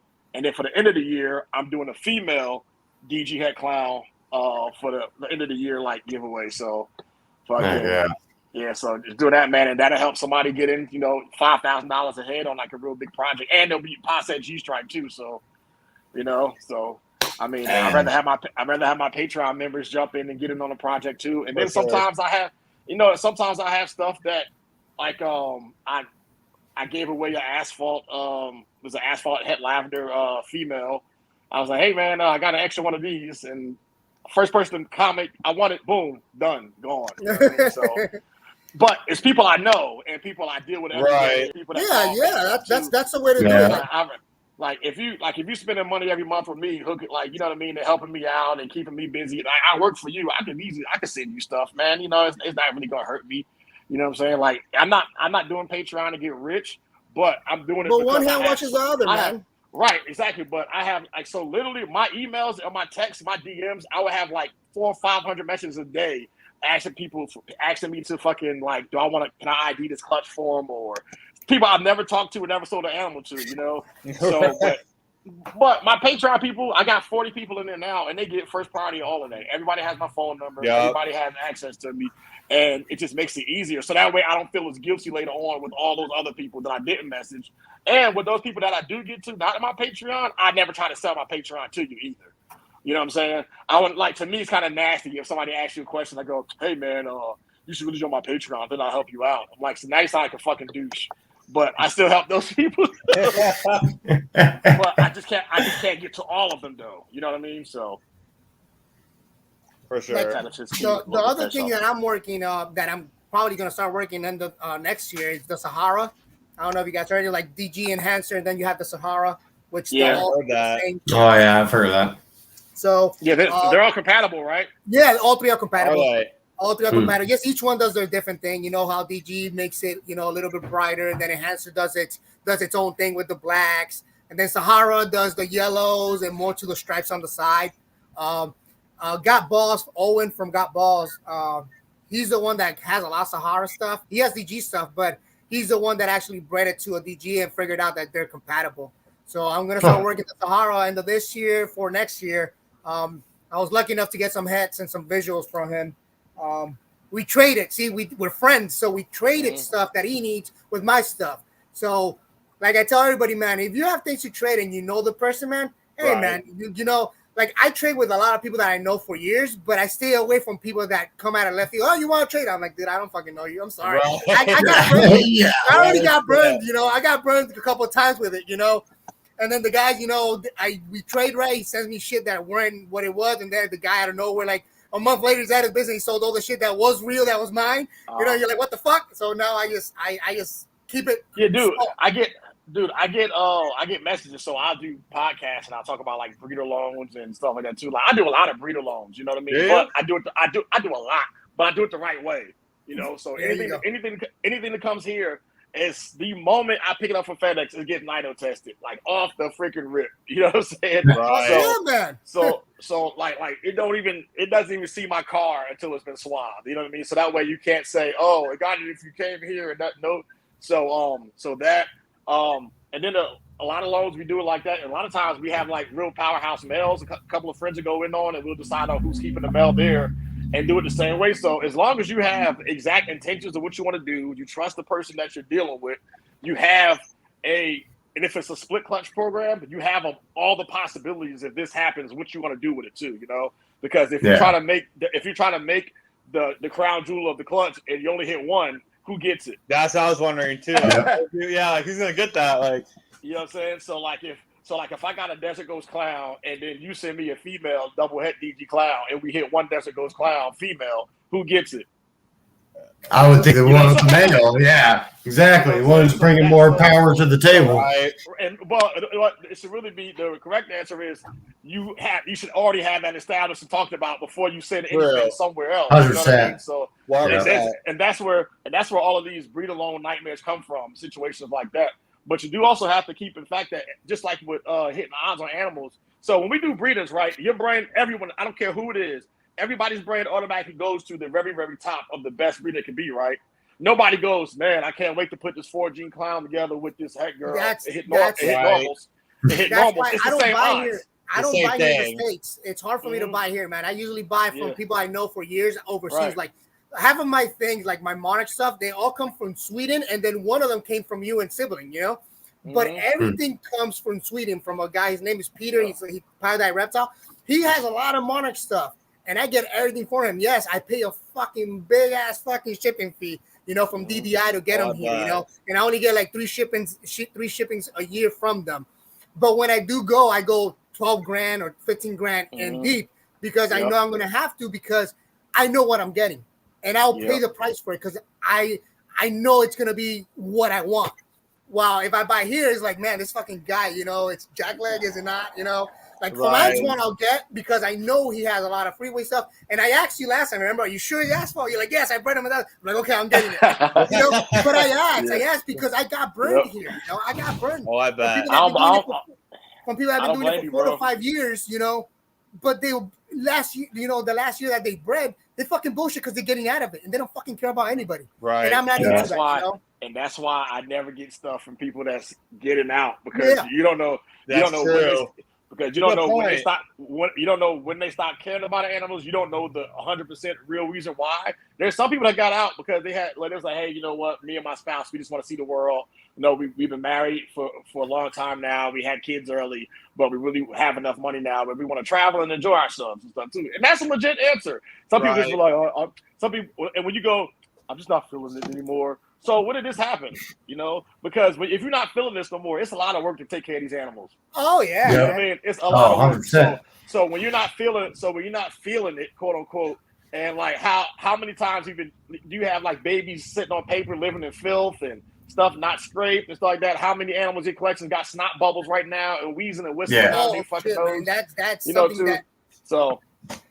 So yeah, no, I don't play that. Man, in my room is pretty hard to get, man. This room is fucking, it's spot on, man. I had our eye like 3 years ago because I was moving up and down, man. But this room, dude, I have the vents all closed up. This room has its own mini split, everything's set for everybody in this room for the climate, Right. And the other reason I didn't use coconut substrate. I make my own aspen and maple chips, and I'm not trying to sell it to nobody. It's just it works for me. You get me? Because I'm on my animals in the morning, after the gym, and at night before I go to bed. I have time for them.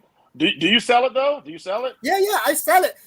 But I don't sell it as a profit. The reason I sell it for is when they buy from me, it helps my animals sustain. You get me? Right. Everybody thinks, you're making money out of it. I'm not, dude. You know what? Whatever I sell covers my animals as well. It's just a short investment. You get me? Short investment for my own animals. It's not for that. You get me?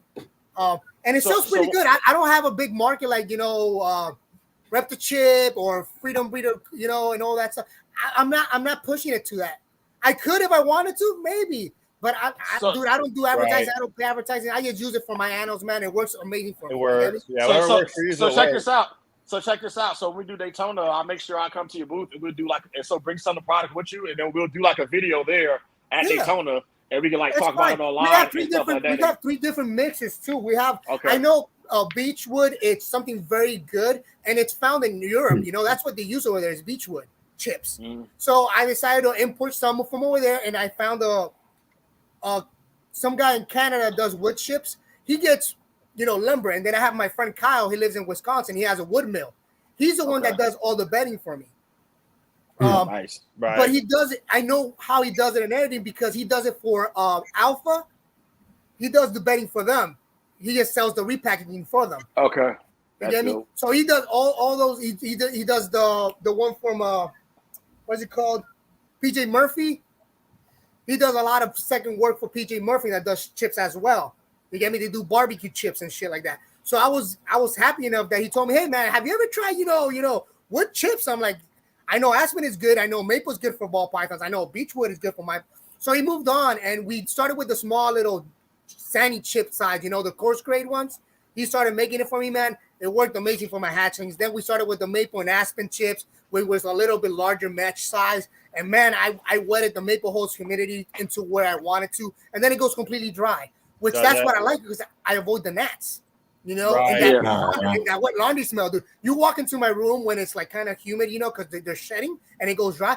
You have, that rainforest smell when you walk into the rainforest and it smells very good, like, that nice aspen, wood smell. That's how it smells in my room. It doesn't smell like fucking laundry. It smells like you're walking in you're doing a trail walk.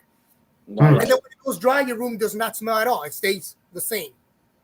You get me? But then the best part is that you can find the fucking poop. It doesn't get mixed up. That's you don't true. get mold. You get me? I'm not saying it doesn't get mold. It just depends how much you are into your animals. You get me? If you're like me, you check them day and night or afternoon whenever you have time, you shouldn't have mold. Not even with coconut, But I don't use the coconut because it holds a lot of water, and when you spill the cups, like I have cups, and I bought the deli cup lids, and I drill holes on it, like a 2-inch hole on every cup, and I use that cap because every time I open and close the tub, it doesn't spray water outside; it stays inside the cup. Right. Yeah.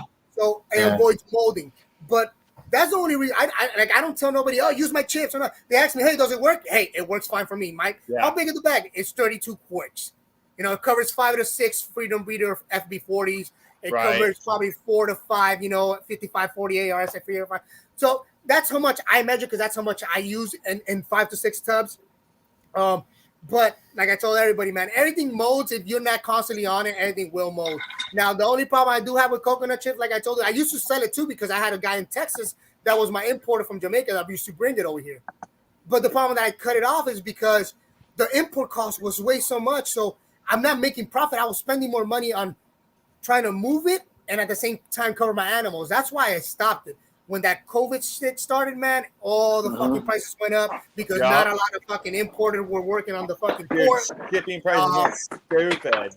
And then now the gas went up, so now even my ass in Maple, when I bring pallets, I'm buying by containers to bring it here because bringing a half a container like I used to is not even worth it no more because I'm paying the same cost as a full container now. So it's like, you know what? Let's keep it nice and easy, If it sells good, if it doesn't. Like, I don't push it like a market value, man. I use it because it works for me, man. Right. It works for me. Yeah, I was doing the Repti chip for a little bit, and then I went to go buy some or whatever, and I was like, dude, like the shipping cost on it just went outstanding. I'm like, holy fuck, this is like a $150 increase on this. So me and Karr decided to freaking I'll be the guinea pig on this. So we went in, he got me some freaking chipper, what was it, the chipper wood that Tony uses over at Hardwire. Tried out some of that, and it's a little bit cheaper and stuff. I mean, but it was just as good, if not better, than the Repti chip. I'm like, dude, it dries out kind of quick or whatever, but I mean, like, it's not a bad thing. Like my shipping cost is the same. I haven't gone up or nothing because again, I don't do it because I want a profit out of it. Usually, those people that do push up their shipping, it's because they're based out of a profit out of it. I don't make no profit. Like if I sell a bag, I have to buy the box to ship. I have to ship it. All right, I have to pay for it to be sealed and bagged as well before I put it in a box. So it costs me the same amount as me buying a coconut block. But that's the only reason. If mine says free shipping is because I know my cost and I know the cost of shipping. So even if the shipping goes up or down, I'm not making profit out of it. Whoever buys from me, what they're doing is they're helping my animals out to have bedding. Right. Yeah. So it's a cycle pretty much. It's not my main project. It's not my main income. Like I told you, whatever I sell that comes to reptiles goes back to the reptile room. That's pretty much how it is. Right. Do you have a bag of it on you? I'll go get one. Hold on. I have 3 different labels too. I have like a white label, which is like a small chips. I got the red label, which is maple and aspen only. And then I have a black label that costs a little bit more because the type of wood it is. So it's more. What you doing? You still on cocoa? I'm gonna go grab you all what I've been using lately real quick, and then I'm gonna show you what I've been mixing it with. Cool. Oh yeah. How's your babies doing, Karr? Doing good. They're getting bigger. Hey, he just got his morph market set up, you guys. So check out his morph market. Karr Rabbit. We got to take some pictures of them, but they'll be up this week. They're going to be up this week. He's been saying that for a week now, and I think he's been telling me that for a month now that I talk to him. I talk to him quite frequently, and I'm going to do my days off. Like, you're lying. I don't believe you no more. Some people got to work these days, man. Hey, I'm hurt, man. I can't. Hey, I tell you what, you don't realize how much. All right, I'm feeding America driving trucks. Yeah, I'm going to tell you guys something. You guys don't realize how much work this is, or like how much you do for the snakes and rats and all that until you get hurt, or you can't do it no more. Because I don't know if you guys are aware, but I had knee surgery and stuff like that. So like, a lot of this, is like, I can't do it by myself right now. I'm just like, man, like it's insane. What you got there? This is one of the females. I'm still not even 100% what she is. I think she's like a lesser, and she pastel OD. I mean, she's got a little ringer on her tail too. Well, that was the hat pie because it's 100% hat. Yeah, she's got 2 little ringers kind of going on, like one right there and then one back here somewhere, and then they're all 100% hat pied. So for sure. But yeah, big ass bags. Got there, bud. See, these are the hatching chips that we use. Okay. Oh, nice. So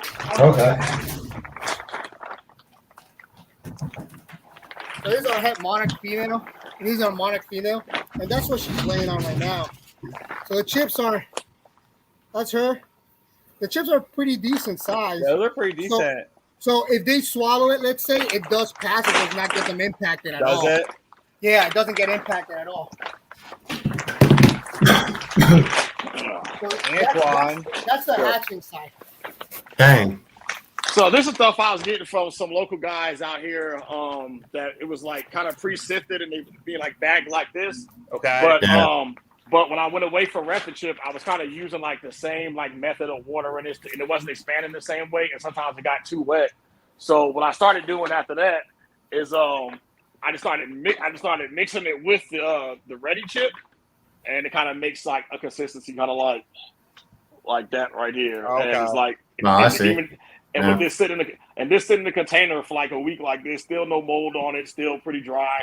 So I kind of supplement the Ready Chip to balance it all out. So but for me, so this bag here and the bag of Ready Chip do my entire collection maybe for like a month and a half. So just like because I spot clean and then I only do full cleans with either regurgitation, a shed, or God forbid a snake death. You know what I mean? So Right. Oh yeah, that's what I do. That's it too. Spot clean is the way to go. So that's the size of the regular maple, and this is the maple and beech chips. Okay. So they're pretty big. That holds humidity pretty well. Does it like stay soaked kind of like? It does when it's going to shed. So there's the black label Does one. it? See, the chips are pretty decent size. They're not small. Okay. But it stays like I told you, and it all depends how your room is set up, how you have it set up. Like if you're in your animals like I am 24/7, and I know they're going in blue, I still soak them down. Oh yeah. But once they get out of that shed, man, I let them go all completely dry. Right. Completely dry. You don't need that much. A lot of people think that having your substrate wet 24/7 is the way to go. It's not. Like I don't keep it super wet. My room is always 60 humidity, and I don't raise it and I leave it at 60 exact. That's what I'm saying. This room is made for that. And I haven't had RI problems. The only time, like I told you, was like probably 2 years ago, 3 years ago, and it was because I was moving the whole transition, going back and forward, putting the room together. And I did get 1 or 2, but the rest were fine. So I did use antibiotics. They got out of it, and one of them was actually pregnant. But when it got out of it, she laid perfect eggs. Everybody tells you, "Oh, don't put antibiotics. The eggs are gonna go bad, or they're gonna come deformed and all that." It's bullshit, man. I had a perfect 9-egg clutch, no problem at all after that RI happened. Okay, so there's a lot of misinformation. There's a lot of people that think they know, or like we say, they fucking know it all Wikipedia, and they pretty much don't know. It's mostly done by experience, dude. And the time you have the questions you ask. Well, yeah, and knowing the questions you ask to the right people, not to everybody. You get me? Right. What's some of the worst things that's happened to you breeding? What's some of your bad experiences that you've had? Me, probably I had one egg bond. She was trying to have the eggs, and she had like a little layer on it. Contacted the vet, and he's like, "Man, if you cut that little layer of skin, let it come out, and then don't breed her for a year or so, she'll go back to normal." That's the only, pretty bad experience I had. But you know what? He was right, man. After 2 years of her being off, not breeding, she gave me a nice clutch after that and didn't have that problem ever again.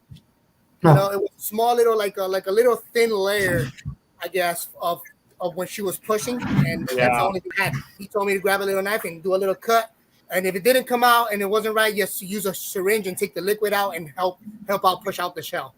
You know what I mean? So happened, Antoine. You have anything for your back experience? Oh, I've had multiple females lay one egg one day, and then I was like, man, I know my ultrasound said they got more in there, so I just honestly, dude, I just let them go. And sometimes I get them I get them like 6 days later, and one time it took 2 weeks to get for the next one for the rest to come out. Damn. And the first one didn't make it because I just think that one came out prematurely because it was like it had veins, but it was still a little bit more too gelatinous, Right. So it didn't make it, but the rest of the clutch made it just fine. So now, like, because I go ambient here, I don't trip about having like these late females go because I've never had a pre-lay shed go 30 days ever. So I don't know who the fuck told people that that was the average. I don't know I have no idea who said that this was the calendar date, 30 days. That's bullshit, man. I got females that lay 50 to 60 days, man. Dude, right? So even when I had heat, I still had them going between 42 and 46 days. Yeah. So now ambient, this time of year, they're going between 42 and 59 days from their shed. So that's how they come out just fine. And then the ones that take longer, I usually have bigger eggs, and I have very few slugs. I figured that because this year I had more clutches than ever, I'd have more slugs. So last year, with 16 clutches, I had 2 slugs, I think. And so far this year, with 25 clutches, I've had 3. Dang, okay. No, that's not bad at all. I take it. I take it. Yeah. Yeah, not bad at all. What do you think your So, success yeah. rate is for hatching and stuff like that? Like between like, your deformities and stuff like that, like you're pretty successful. I'm sure you are. Like, what's your pretty success rate on it? You think? Man, I get fucking. The dark part of this thing, dude. I get kinks all the time, dude. Do you? I get but they're like the little freaking. Sometimes I might have these little heat spikes in my incubator. They have like the little small bump, like where the tail is at. At the Sometimes. end Yeah. of the tail. At the end of the Yeah, tail. But that's, at the end of the tail, or like right, like so. If you look at where the vent is at, it's like right on the opposite side of the spine where Oh, the right. G at too. And Yeah. a lot of people are like, go, oh man, I should get those significantly discounted. I've Get the kept fuck back outta so here. many. Every male I've kept back that had that shit. The asphalt lavender has that. You think I'm fucking getting rid of him? No, he's going. Like, dude, I've had males that bred just fine and live with no problems at all. But that Yeah, little issue. I had some of those. Yeah. Like, but the end of the tail has a little bump Yeah. instead of being nice Yep. and pointy. It has like a little circle, I call it Yep. like a little wart, Right. like a Yeah. wart. But it doesn't affect them at all, man. I have some breeders Yeah. that have it, and actually with the age, it has disappeared. You can't even see it Yeah. now. Yeah, I have some. know, I have some of those like quad heads with like a curled up tail, and just a bunch of other weirdness, and a tail is like completely bent behind them too. And that's not genetic, man. That's like No, like right, human exactly. beings, Yeah. man. Right. Yeah, You're missing It's a just- fucking pinky, you're missing a toe. It Yeah, doesn't mean it's- like the it's- kids are it's gonna a have freak that accident. too, and it doesn't affect their eating. It doesn't affect their No, it quality of doesn't, life. man. They breed just fine and stuff too. You know what I mean? I'm not gonna be out there showing it. You'll never see me posting pictures of them. Because they're probably gonna But- say, "Oh man, you're fucking bad, man. You're making deformed snakes." You're breeding genetically inferior Yeah, animals. dude, and genetic shit like that. mutations. You mean, Like, you mean the triple recessive? Do you know what the word recessive means? a recessive gene is a weak gene, you dickhead. Yeah. So, and that's the reason why that's the reason why you can have a fucking albino pied in your room and the temperature drop 1 degree. They go off of food for 6 months, but you can put a normal in the garage for a year and a half, and And it'll it be still fine. eats. That is fine. It still eats. You know what I mean? Seriously. Right. How did you Yeah, get into breeding, Antoine? When I was a sergeant in the Marine Corps, one of my Marines had a junk on a bunk inspection. So that's when they come to your room, they check like your wall locker with all your uniforms, all your gear and everything too. You know what I mean? So because he was due to get out, and in our unit they made sure when it's time to turn your gear in, you wasn't like down $3,000 in gear, so you can get your your orders and stuff, right? So he had a ball python in the bags. You can't have pets in the bags, dude. We had people with pit bulls and cats and shit in the bags. And somehow they always managed to hide it during field day. So he was like, "Hey, Sergeant, can you watch my ball for me?" I was like, Your "What? balls." What?" He's like, "No, it's a ball python." You know what's crazy too? I've always been a big animal guy. I've never heard of a ball python until then. It's just something that never came on radar too. And by 2005, all we had then was pinstripes, spiders, caramel glows. So we had pinstripe, spiders, caramel albino, hypo, and maybe pied, I think, at the time. So maybe 5 genes total. So I took it, did some research on it, and then started finding a bunch of things. And my Marine, he never asked for it back, which is crazy. He just left. He got out, and then he left me with this animal. And then when I started looking around for some more stuff, I found the pinstripe pied online. And like 3 years later, like 08 time frame. So I called Brian Bartek to buy it. And he was like, "Oh, this one is for $12,500." And I was like, "A 12 who did what?" He was like, "Yeah, $12,500, man." He's like, "I'll give you a deal. Let's just do 12,000 shipped or whatever like that." And I'm like, "Is that much money in ball pythons?" So he's like, "Yeah, man." He's like, "Go to my YouTube channel. You'll see a lot of stuff." He like, just look up. Back then, it wasn't Snake Bites TV. It was animal. No, it wasn't Animal Bites. It was Snake Bites back then too. Yeah, Snake Bites TV. So I started learning about the more genetics and things like that too, and I got hooked, man. And then I just started buying. I started buying like spiders and pinstripes and pastel jungle. Back then, there were still pastel jungles back then. I got had albino stuff and projects too. I imported inchies early on. Like there's a picture on my Instagram of my daughter holding maybe the 2nd generation inchie in like 2007 and stuff too. So yeah, that when I worked for Boeing Company right before I got out, I dumped out my 401k and I got into the desert project, which in hindsight was a big mistake. But I also I had the second generation GHI mail back then too. Even though I hated the gene, I saw how much money it was generating, and I used that to fund other projects. You know what I'm saying? That I would never ever pay out of. That I would never ever pay out of pocket for. So I got a real good deal on one of the first produced GHIs here that a guy, his wife was like, hey man, it's either me or the snakes. And he sold all the snakes and stuff. And now he's like, who would her anymore? Dumb bitch. So anyway, you know what I mean? So oh man. Yeah, so I had a lot of ups and downs. So but then I put all my eggs in the desert basket and when they found out. And I was there was one season where I got so many good deals on sub-adult desert female combos. I was like, oh man, I'm gonna be killing it this year, man. I'm gonna be like the next Ralph Davis, but black and I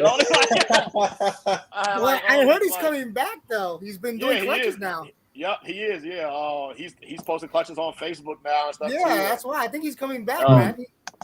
Yeah. So, but I mean. So that kind of ruined me the first iteration, and then that was right before I opened up my gym. So I sold most of my collection, used that money to fund my gym, and then like 2 years into my gym, once I got established, I got back into some of the stuff I had sold, and just kind of started building my collection again, man, and seeing what was out there. And then 2020 is when I really started like really spending like legit money, and I was asking myself, okay, when I'm buying animals, how do I go about buying my stuff? You know what I mean? Because obviously I can't buy everything from Justin and Ozzy and things like that too. And then I can't buy my whole collection from them. So there's gotta be, you know what I mean? And then when Justin had some fire stuff, it was kind of hard to get in line to get, you know what I mean, to get what you needed for him. So Morph Market came around, it was like 2017, 2018. And I started looking at other breeders, but there were people I never heard of before. And I've been on the forums for a long time. I was on like the ballpythons.net, the Bush League forums, the King Snake ads and forum stuff too. So I mean, I've been around observing for a long time, but there was people that I didn't know who they were, and I was scared to send them $2,000 and $3,000 for animals, and not knowing if I'm ever going to see these animals. So I said to myself, well, I should start getting my face out there because I don't want people to feel the same way about me. So that's why I started the YouTube and started posting Instagram more. And now, to me, when people buy stuff from me, I feel like I'm the product, not the animals, right? Because they know now when you buy stuff from me, like I follow people all the time. Hey, how's the snake doing? And I repost stuff for them and kind of, keep that relationship with them too. Because now, even the people who like 2-3 years ago spent $300 with me, now they're spending $5,000, $6,000, $7,000 with me because I've been holding on to it so long. And stuff like that. And, you know what I mean? And like the worst feeling in the world when you spend a lot of money on something is immediately feeling buyer's remorse. How many times have you spent thousands of dollars on something and then your brain automatically went, fuck, I made a mistake? Like we've all done it, you know what I mean? So my job as a seller, as a producer, as a businessman, and selling these animals is to make sure that I mitigate all those. I just got the order. I was just checking. Thank you, man. Yeah, those like the buyer's remorse. You know what I mean? So I mean, I have a whole lot of seller's remorse because I sell some shit I shouldn't sell sometimes. Right. But you know what I mean? I want everybody to feel good. I want to make sure that everybody got it for a fair price, you know what I mean? And it's something that they're going to have for years to come. And that they can kind of get to the point where I'm upgrading on my stuff too. So I never want somebody to be like, fuck, you know what I mean? So like when I sold Claudio that Inchy Asphalt, dude, I used to love that fucking snake. Like when I say I used to love him, like I used to fucking have him with me on podcasts and shit and think about case too. Hey, he's a good breeder, man. He's good, man. But then if I have adult female Inchy Asphalt het pods, Inchy Asphalt het clowns, Asphalt lavenders, I didn't, you know what I mean? It would be dumb to kind of keep him around and just not doing nothing. You know it's what I mean? Like everything, man. Yeah. You have to upgrade your stuff, man. Like he's a guy, you know what I mean? So like, why should I be denying him to have sex and shit? You know what I mean? Where he could be doing it up somewhere else. But hey, man, he did what in total 7 freeways. I sold 2 of them already. I only have 5 left. Nice. And he did good, man. Right. I was planning on keeping 1 or 2, but what I did is I made this girl right here, which is a Mystic Asphalt that he made. So this girl I'm keeping back because I'm going to use it later on. Right. You still have it now, but that came from him, so she's staying here. You get me? You still have them, or did you sell them? No, I have him. My buddy right next door has him because he's breeding now. Oh, He nice. has started too. He started. Oh, He only hell had yeah. like 12 females, and I helped him out with some yellow belly females. I gave him, So he's starting. So he's hopefully he has his first. I have his clutch right here too in the incubator. So Oh, there you go. got one of his clutches Nice. here. So he's excited about it, man. It's good to get other people in, Right. Yeah. But people you could trust later on. You get me? Because I know if he gets out of it, he's gonna give me all the animals back. You get me? Mhm. True. And I told him, I'm like, dude, you don't have to go selling anywhere. Just bring it towards me. You get me? Dude, that's my strategy too, man. My local friends who want to get into snakes, I set them up for what they want. And then I'm like, then they kind of like get tired of it. I'm like, no, don't worry, buddy. I'll take them all back. Yeah, that's what I do. I tell him, like, dude, if you got a snake that I'm gonna need, dude, if you got it for me, and I know you for a long time, I'm like, dude, sell them back, dude. I'll buy it back. Right. Like if I might like, need them. when You never know. Yeah, when I hook somebody up like that with a real good price, or if I like give you a snake to use, whatever like that, that's the conditions. If for some reason you can't keep it no more, or you got to move or something like that, I get first, priority Right. as to whether Yeah. as I want to take it back too.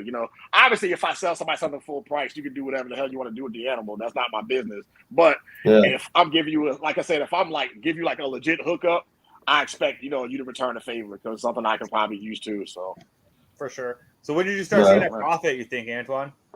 when did I start seeing a profit? Yeah. After your second time, after you got back into it, and after you sold. So so when I sold my collection to start the gym, I made money from the gym regardless. So I kind of call that a wash. But Right. 2020, when I really started like seriously purchasing animals, last year is when I exceeded like the money I put into it and like made like huge profits, even with 16 clutches. So I think I did like 85,000 or 90,000 in sales last year. Damn. Off of 16 clutches, and then like moving some adults that I'm upgraded from too. Right. You know what I mean? And then 2021 season with 16 clutches. I invested a lot more money, but still made about the same. You know what I mean? So Yep. I'm still fine. You know what I mean? It's like I spent no, I didn't. I invested just as much money, but still like 25,000 or something like that. But this year, even though halfway through the year, I spent more money this year than the last 3 seasons combined on buying stuff. So, but I got so many other crazy clutches this year too. You know what I mean? So It pays off, man. It ends up paying off. yeah, Now the only pays thing off. is moving them. Right. So Yep. and then like, but yeah, I move. Yeah, like I have no issues moving animals a lot. I do worse at shows apparently than I do on Morph Market. Yeah, more Well, market. again, depending on the shows you do, though. Yeah, like, it's definitely. I know, like the Daytona show, I might sell 1 or 2 foul stuff. I know it's gonna be hard because a lot of people Right. don't know what it does. But I'm taking probably 3 displays full of feral stuff. And I'm taking 1 display full of feral stuff I'm gonna be selling, but I'm taking examples of what it does. You get me? Right. But a lot of people don't know what it does, and I do because I've been working it already for almost 8-9 months straight, and I have 13 clutches with it, which I still have 5 more to go in the incubator. So I know what it's doing, and I'm testing it with different things. So they tell me, does it work with spider? Hell fucking no, it does not. Hell no. No. Right. With champagne, it does bring a little bit dark, but it doesn't work. Again, I guess it doesn't work with that. With spot nose, it does miracles. I have some black pastel fire hypo stuff that I'm putting into. She's in pre-laid shed right now, but I don't know what it does with that. There's a lot of things that hasn't been done, so I just can't tell you what it does or not. Like leopard, it looks like a confusion. Wait. So it's called furrow, FURROW? Yeah. Yeah. Mm-hmm. I thought you were saying pharaoh, so I was like, well, I'm gonna get a super pharaoh clown and call it the Will No, Pharaoh. furrow. I had all kinds of puns I was gonna do with this shit. Y'all don't fuck me all up now. Got Now I really gotta- mad. Dang it, Justin, you done screwed it all up for us. Now I gotta make up some other wordplay with it. Furrow. Okay. All right, I got it now. So back to the drawing board with that. So that's just a leopard pastel furrow. But you see how the yellow stay bright, man? Mm-hmm. Yeah. But you see how it breaks the pattern? It looks like it's fucking acid or confusion. Oh, yeah. I like the blushings too on top too along the Yeah, door. it does a lot of enhancement, man. I just love what it does, man. Yeah. So how did you get started off, Claudio? Oh, I started with bamboo, man, in 2013. I paid fucking $9,500, man. Oh. Yeah, man, I got it Holy from Brian shit. Barchak, man. I got a citrus pastel bamboo yellow belly from him. Did ya? But he was the only one that had it at that time because I guess Noah sold it to him, and then he was selling, bootleg fucking bells, supposedly that they were super bamboos and they weren't. They were like Mojave bamboo stuff. But I was able to get my hands on a bamboo, in that time, and that's how everything started. You get me? Right. And I did make my money back 2 years later, but I made that money plus more. And that's when it started kicking off. All right, so I'm going to work bamboo. And then everybody started getting into bamboo. I'm like, fuck me. I started dropping like to 200, 300, 400, but it helped, man. You know what? It helps you experience, new morphs at the same time. So then I went into, Corey Wood's head red Xanthic stuff. Yeah. And I started loving that. So I started working that a lot as well, especially with leopard. It looked amazing with leopard. And I made my bamboo head red Xanthic, and then that's when it all kicked off. Yes, bamboo head red Xanthic. That's all I started breeding, everywhere.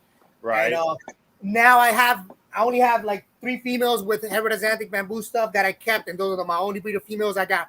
I have bamboo, but I'm not pushing it as much. Now I'm pushing this gene, so I replaced it with this gene now.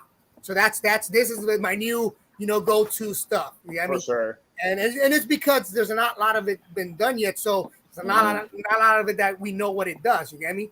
So if I was able to get it, man, I'm gonna work. Like again, I don't do this for money. Whatever gets out of the snake room comes back to the snake room. For sure. You get me? For sure. I have a plumbing company. We have a grooming company, and that's all we have. That's what my income is. But whatever gets out of the room and goes back to the room. Now, if there's extra cash, hey, a free vacation. You get me? Right. I just wonder because, just start off. Like, I have those people I just don't see money in this. I'm like, oh, there's money into it. That's why I ask. There's money as long as you know what you're doing. You know what to do with it and how to reinvest it and stuff too, as well. Yeah, there's no money into it if you bought fucking 15 males and 2 females. Exactly. That's a good point. You got 2 males and 2 females, like, bro. Why you people hey, I got this clown female. Should I put it to my normal 50% het pied? And I'm just like, no, bro. No. You gotta know what you're doing. That's true. You gotta know what you're doing with it. You gotta have a plan of what you're gonna do. You can't buy this $10,000 snake and not have a plan with it. Right. So Mike asked about the Nyalagene. So the Nyalagene is pretty good. It's okay. But it's like a mahogany. It does the same thing as mahogany. There's no big difference in the Nyalagene and mahogany. I think mahogany is actually a little bit darker, but they work almost the same. So for me to invest on something like that, I'll just stay with my mahoganies, how I have it. I made some Pharaoh mahoganies this year, so I'm good with that. And the good thing is that the whole clutch was female, so I was pretty lucky. There was 7 eggs and everything was females. Oh, okay. Nice. I was able to hit 3 mahogany Pharaohs, 1 lesser mahogany furrow, and then 1 lesser furrow, which is right now the mahogany lesser furrow. I love, man. I love it, man, and it's amazing. Yeah, that's the biggest thing people forget about too. They think about the gene odds, but you got to think about the sex odds too. That's true. So whether something comes out, and then when you add male or female to it, now you essentially just have to double those odds. You know what I mean? So that's nice. That is nice. Wow. And what's all in it? This is just mahogany, lesser, and the Pharaoh gene. Yeah, it looks like it looks like a GHI Mojave combo, like yellow belly or something like that. Right? But it's just that's what I'm telling you. It does a lot with the patterning, man. It's just insane. I love it, man. You have that in GHI Mojave yet or no? I have, but I got rid of them because of this. This is just lesser in the Pharaoh gene. Yeah. See like that gene, it does.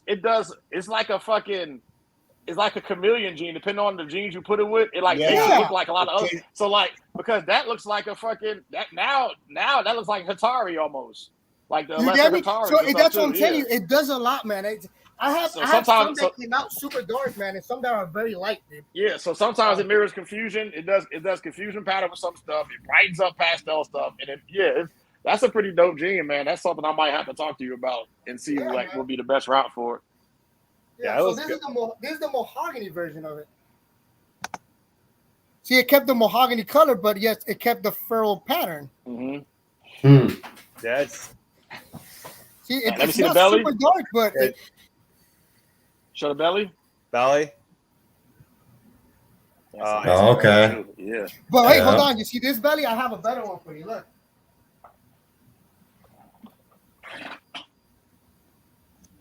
This is the leopard version of it. This is just leopard and furrow. Okay. Dang. Get those yellows coming in. Oh, dang. Yeah, and the bottom yellow, it's pretty yellow on the bottom. It's like a mustard yellow. It's probably not still doing it justice. So then you have this too, right? And then you add a heteroxanthic to this, and it actually messes up the belly even more now. Oh, you have an HRA version of it, huh? Oh yeah. Oh, I love it. Oh wow. Yeah, man. See that looks like a confusion belly now. It does look like a confusion belly. Yep. And the head is insane. It wants to fight the crap out of me. But yeah, the head has like a paradox kind of style right there. It has like an S on it, yeah. Too. That's crazy. Looks like South America on his head, like the. But it's pretty cool, man. This is the leopard heteroxanthic version of it. That's badass. No. Wants to fight the shit out of me. I'm gonna love me. And then with the banana, what I didn't notice is, like, it makes a lavender color, right, and everything. But yet there's another one that looks like, and it's just banana farrows from the same clutch. The other one looks like it has calico on it, but it doesn't. There's no calico in it. So instead of making this belly like this, it makes it like a clear white color. That's crazy. It's crazy. Oh. So it does. I don't know what the hell it's doing. Like, I'm keeping everything because I need to know what the fuck it does. Right. You know, so I am selling one or two of them, but I'm just keeping it to whatever I see weird that I think does not go with it. I have to keep because I need to know what the hell's going on, pretty much. That's wild. You got anything spectacular like that, Antoine? Any new projects too? Well, look, that one that I showed you is like the calico version of it, and this is just the regular version. Like this one is purple compared to that. Purple. No. So this one doesn't have like the calico. The other one looks a lot brighter, but this one is a lot darker. But you see the whites? Yeah, those whites are intense. It's odd, man. It's hard. Damn. Yeah, man. It's to me, it's just hard to like every once in a while I'll try to mess with them, promote a new project too, but it's just like I'd rather because there's such an infinite amount of combos that's out there that's still untied to do. I figure I can just go outside of the range with that stuff too, because like with projects like that, like if I had the room for it, I definitely would. You know what I mean? But just me trying to do all this. Yeah, go ahead. It's hard, man. That's why I do a little script. You know, I said what I want to do. Like last year, like I told you, I got out of clown. You know, because it's not that I don't like it. It's awesome, but everything that I was prospecting that I wanted to make was already made. So my point of view is that if I already saw it, I don't want to make it because I already saw it. So I'm not going to spend 10 grand on it because he already made it. Why would I get a 10 grand animal, feed it if I have no projects after that? You get me? So I see it in the way that I want to make it fun for me because if it's not fun, there's no point in you spending time into it. So, and like I told you, and this is not my main income. This does not pay my bills. You get me? So I have the option of doing it or not doing it. You get me? Yeah. There's other people that this is their main income. You get me? Yeah. They make a living out of it. This is not mine. You get me? Like I told you, I have my own business. So if I have space just for what I want to work, not to sell a lot. Now, like I told you, I do want to sell though. Obviously, I want to sell because whatever sells comes back to the snake room. So it helps me out to push more to my projects that I want. But it doesn't mean I'm paying my bills with it. So I'm not going to starve to death because of it. You get me? If it doesn't move, it doesn't move. And if I sell them cheap, it's because I need the space. It's not because I'm trying to get a quick money out of it. You get me? Right. Because there are a lot of people that they're mislead or misinformation, or some people just talk behind your back and say stories that, oh man, he's selling it for this much. It's because it's a fake hat. Sometimes it's not because it's a fake hat. Sometimes it's because you have like 1,000 of those same fake hats, supposedly. You get me? So you have to move on. You get me? You just have to be careful who's around your surroundings too, man, because the closest ones are the worst ones sometimes. It's true. You know? So how far are you from Daytona, Claudio? Daytona, I'm 6 hours away from it. So I'm not that far, and I'm 8 hours from Arlington as well. Okay, so yeah, I'm out to come out to the spot and do some facility videos with you, man, to help you push this project, man. I like it, so I like it too. Yeah. I'm taking a bunch of them over there. I have a heteroxanthic pharaoh that I'm taking to a show that I have available. That cypress that I showed that's kind of orangely, I'm letting him go because I'm gonna make some with the clown version this year. hopefully he feeds up and he's up to weight, I'm gonna use the same female, but instead of using the super now that I know how it looks like, I'm not gonna be misleaded. So now I can use the clown version. I know what has fur and what doesn't. That's the only reason why I did the super form. I wanted to see what it does and how it looks before making something that the fuck is this? Is this that? And then selling it. Hey, it's possible this, possible that. No, man. You know, if you're gonna work something, know how it works. Work it for a little bit. See what it does, how it looks like that. At the end of the day, you know what you're selling, and you're not faking yourself out. You know, or you're not missing your own project. You sold something that did have it, and you say with something that didn't have it. You're like, what the fuck? Now I fucked up. Now I have to wait another year and make another one next year. Yeah, so it's pretty much just how it goes, man. It's gonna be interesting. It definitely could be something to follow throughout the years when you work with that. That's for damn sure. Like, well, the plan is where it's at. It's the super version of it, man. That's where it's at. All right. That's pretty much where it's at. It's the super version. Everybody tells me, oh, but it works good with single genes. I'm not saying no, but where it's at, it's the super form. You know, the super form is where it's at. That's the goal for everything that I'm making. Everything's gonna go to super form, so everything's being replaced with combos of that. Are you guys going to Daytona? No, no. I won't this year. I'll be in Arlington and Daytona this year, so I was gonna try to go. I'm gonna try to go Tenley. Yeah, I'm vending in Vegas next month, but I'll be in Daytona August. So Daytona August, September. I'm vending in Vegas. But I'm doing Tenley, and I'm also doing Arlington. So I'm gonna round out the year with those shows. Yeah. Are you gonna vend in Arlington? Oh, you're gonna do Arlington this year, September, or next year? Yeah. No, this year. I'm not vending. I'm just gonna go. Okay. All right. Yeah, we're gonna be vending. We actually just did the Airbnb, man, because the hotels they said it was expensive, dude. I have 4 kids, man.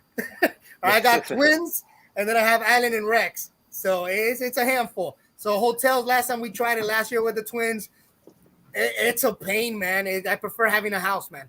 I prefer renting a house. It's a little bit. It's actually cheaper too. It came out cheaper than what we expected. Last year we paid like $580 for 2 nights, and we just went to the show to see how it was before we signed up. This year, and then this year we got a house for 5 days for like $480, like $100 cheaper. Nice. Yeah. So. Okay, man. See some sick combos, Antoine. I want to see some sick combos from you. I'm excited about these. I'm excited about these next couple seasons, man. It's gonna be. I am too, man. Some cool stuff coming along. That's for sure. Of course, everybody's in. Show us some snakes, Antoine. I don't care what. Anything. Anything. Show us some snakes, man. You know what I mean? I show some double recessive adult females. All right. Yo. That's nice. Yeah, that's that enhancer G-stripe I got from Billy at Mutation Creation. Okay. So, yeah, so she's been the pain in the ass, but what's she weighing in at?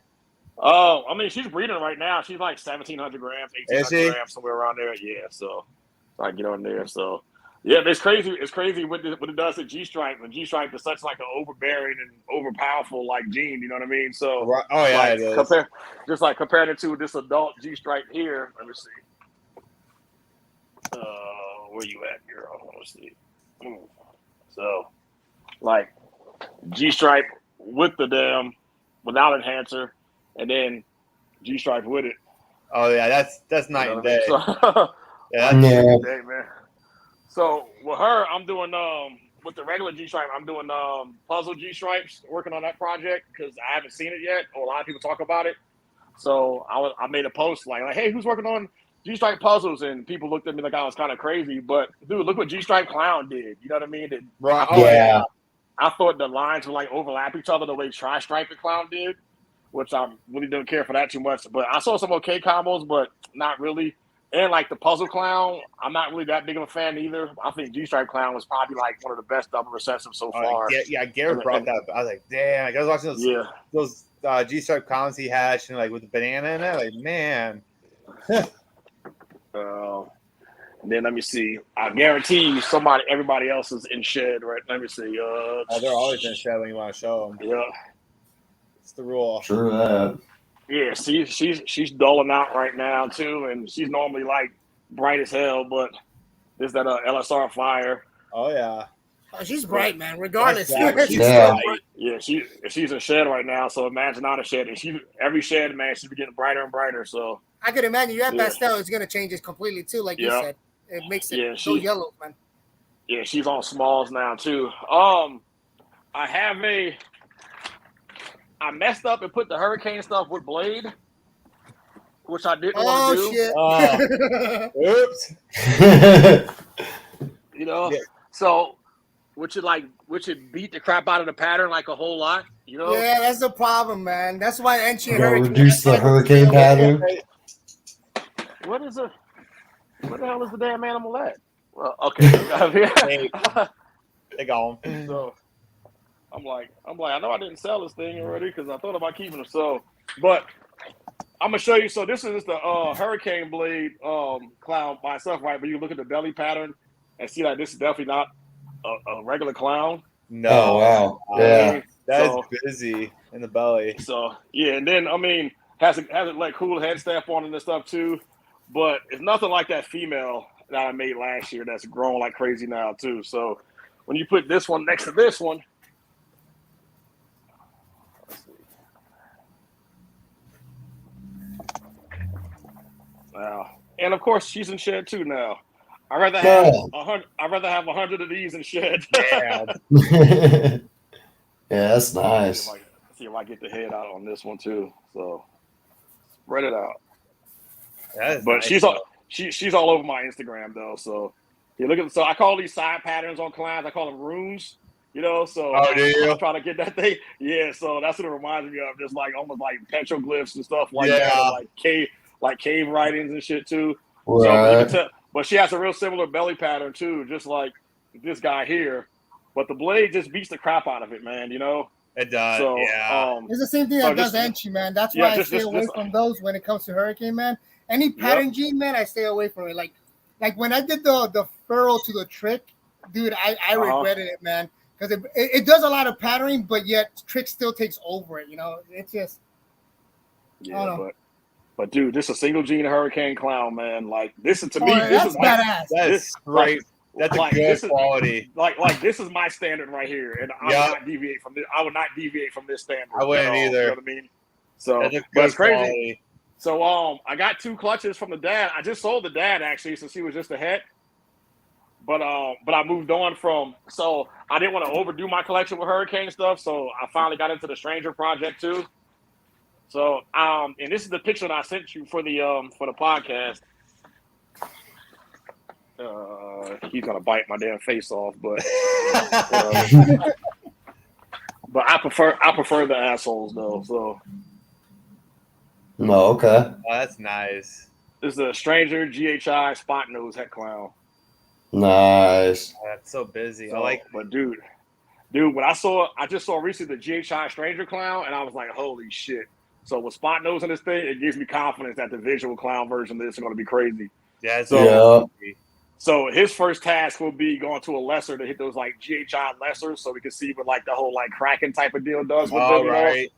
And then he'll also go to the Hurricane when she's of age, and I'm just going to use him too to go to some like Mojave clowns, so hitting like GHI Mojave clowns with him. That's Hurricane, Spider, and then her Spider, Spot Nose, and then when I hit the visual clown version of that's going to the G Strike clown eventually, like maybe the following year. So I can have like multi-gene, Stranger, GHI, Spot Nose, triple het, enhancer, G Strike clown stuff. You know what I mean? And then just mess the whole game up with that. But and then this Yeah. season, so hopefully I have a lot of triple het females from her this year.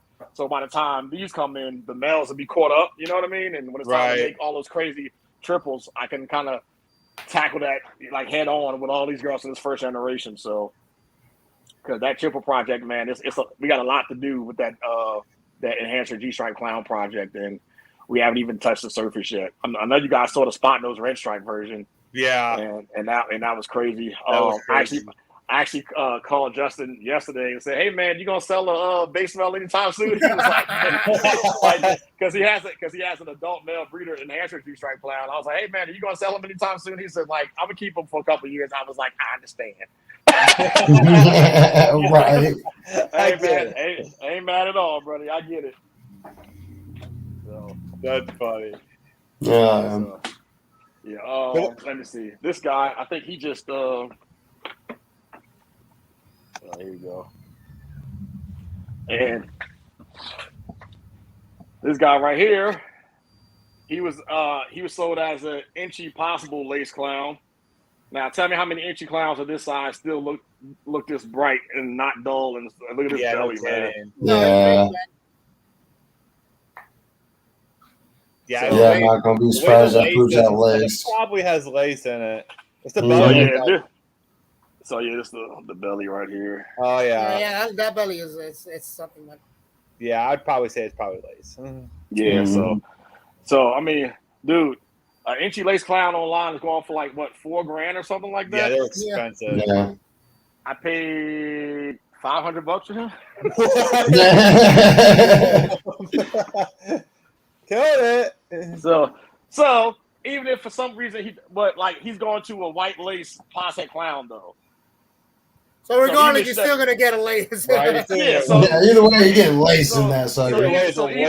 So even if she doesn't prove I had clown, he doesn't prove I lace, I still gonna have lace head clowns at the very worst. The inchy lace at the very worst. So inchy lace head clowns, yep. So I'm not mad at that at all. And then I can like take one of them and keep recreating like inchy lace clowns, knowing that it's coming from a white lace, and just kind of so that way I can see the differences myself. Not have to worry about the possibilities and stuff too. But that's just another gene, I think, unless you got white lace in it. Like inchy is another one that would kill up pattern and stuff too. So,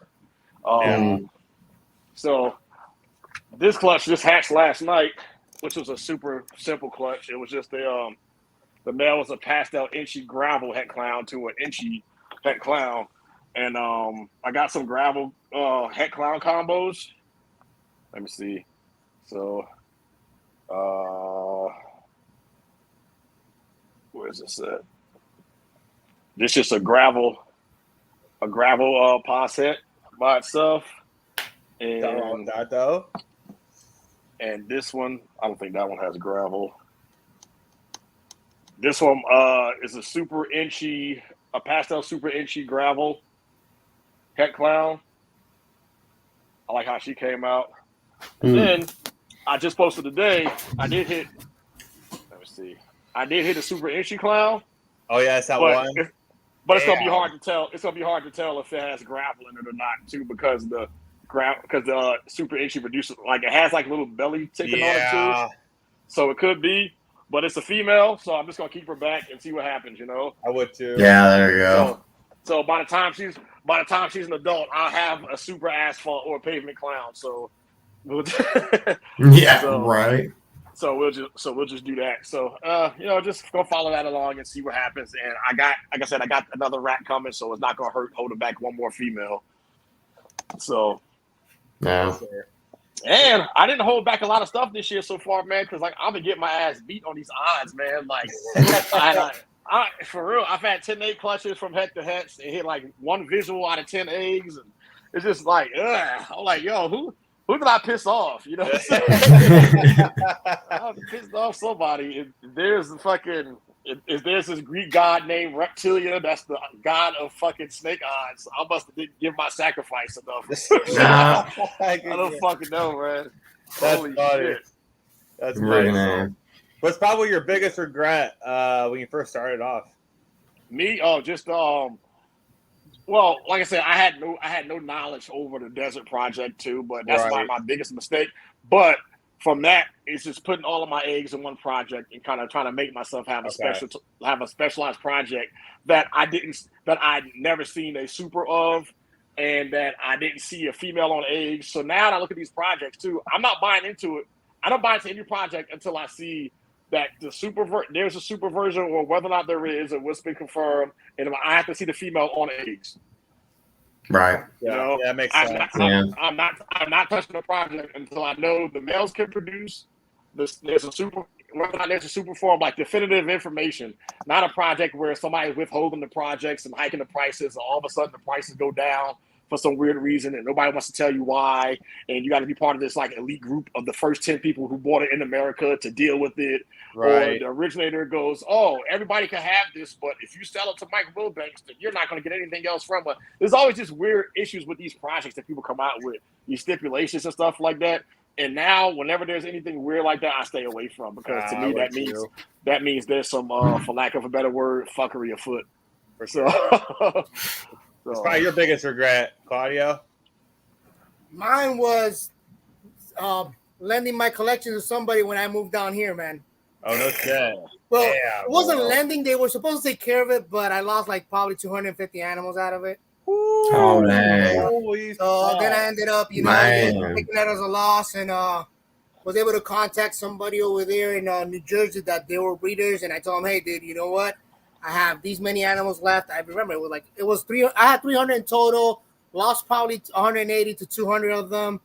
And I just told them, "Hey, I was here. I wasn't going to travel all the way to pick them up." So I called them. I'm like, "Hey, there's 100 something animals left. Can you go pick them up? Do all the tests you need to, whatever, you can't stay with, or they're sick, if you could help them out, do it. They're free. I'm not charging you to take the racks as well, and that's pretty much where I stopped, and I started all over again.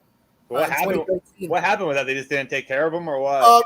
Yeah, because I was in the Marines, so I did all the way from 2007 to 2009, and came out, and then after that, it's just I moved over here in 2011. I moved down here, got my plumbing license over here, and then started my business. So I didn't have enough time to do it. So I was paying somebody over there to take care of them, feed them, and everything. I didn't want them to breed them, so they weren't supposed to breed them, just feed them. And the guy had experience supposedly, and all that. So I trusted the guy because he had animals. I didn't know that it was way too much animals for him, and I was paying him like $500 a month. $500 a month to feed him once a week. That's all he had to do, and make sure the climate was right and spot clean. But I ended up losing majority. So then I said, you know what, let it be. And then that threw me downfall. Then I saw the bamboo, and that's when I invested again. And I said, okay, let me start again. You got me? Gotcha. You got there, Antoine? Dude, all this is a black pastel. That's nice. No. Well, it's half for clown too. Okay, but yeah. Oh, okay. But this thing, it's just look how orange this thing is, That's man. so orange. Yeah. Yeah. So she's going to the asphalt clown off the rip too. So I can use that as my little side project when I make the asphalt version of the Pompeii too. Yeah. I'm trying to figure out what I'm gonna call it. I don't want to call it the ass pay because it sounds like Hey in the ass. Hey in the ass. So that's she's Rashad from 212 reptiles, 212 exotics. We did a trade. What did I send him? I think I sent him some freeway stuff or something like that, and never had too many females, man. So nope. Nice little addition to the game, man. And I would show you guys the asphalt clown, but he don't like me and I don't really like him, so fuck it. You got those ones, man. You got those ones. He is an asshole, but he eats, man. He is like freaking Pac-Man, so. But literally, he'll try to get you backwards, the way remember those Miguel videos where his Viper boa was trying to fight all the time? Yeah. That's how he is. He's like that. He strikes ways he's not even supposed to. He doesn't S his head. He'll just be sitting chill and leap backwards at you. I'm like, what the fuck is that? That's what that leopard head rhododendron feral does, man. You'll be looking somewhere else. She'll be trying to nip your pinky, even if she can't. She'll try. Yeah. Right. So yeah. I know gotta have a few of those, Durag.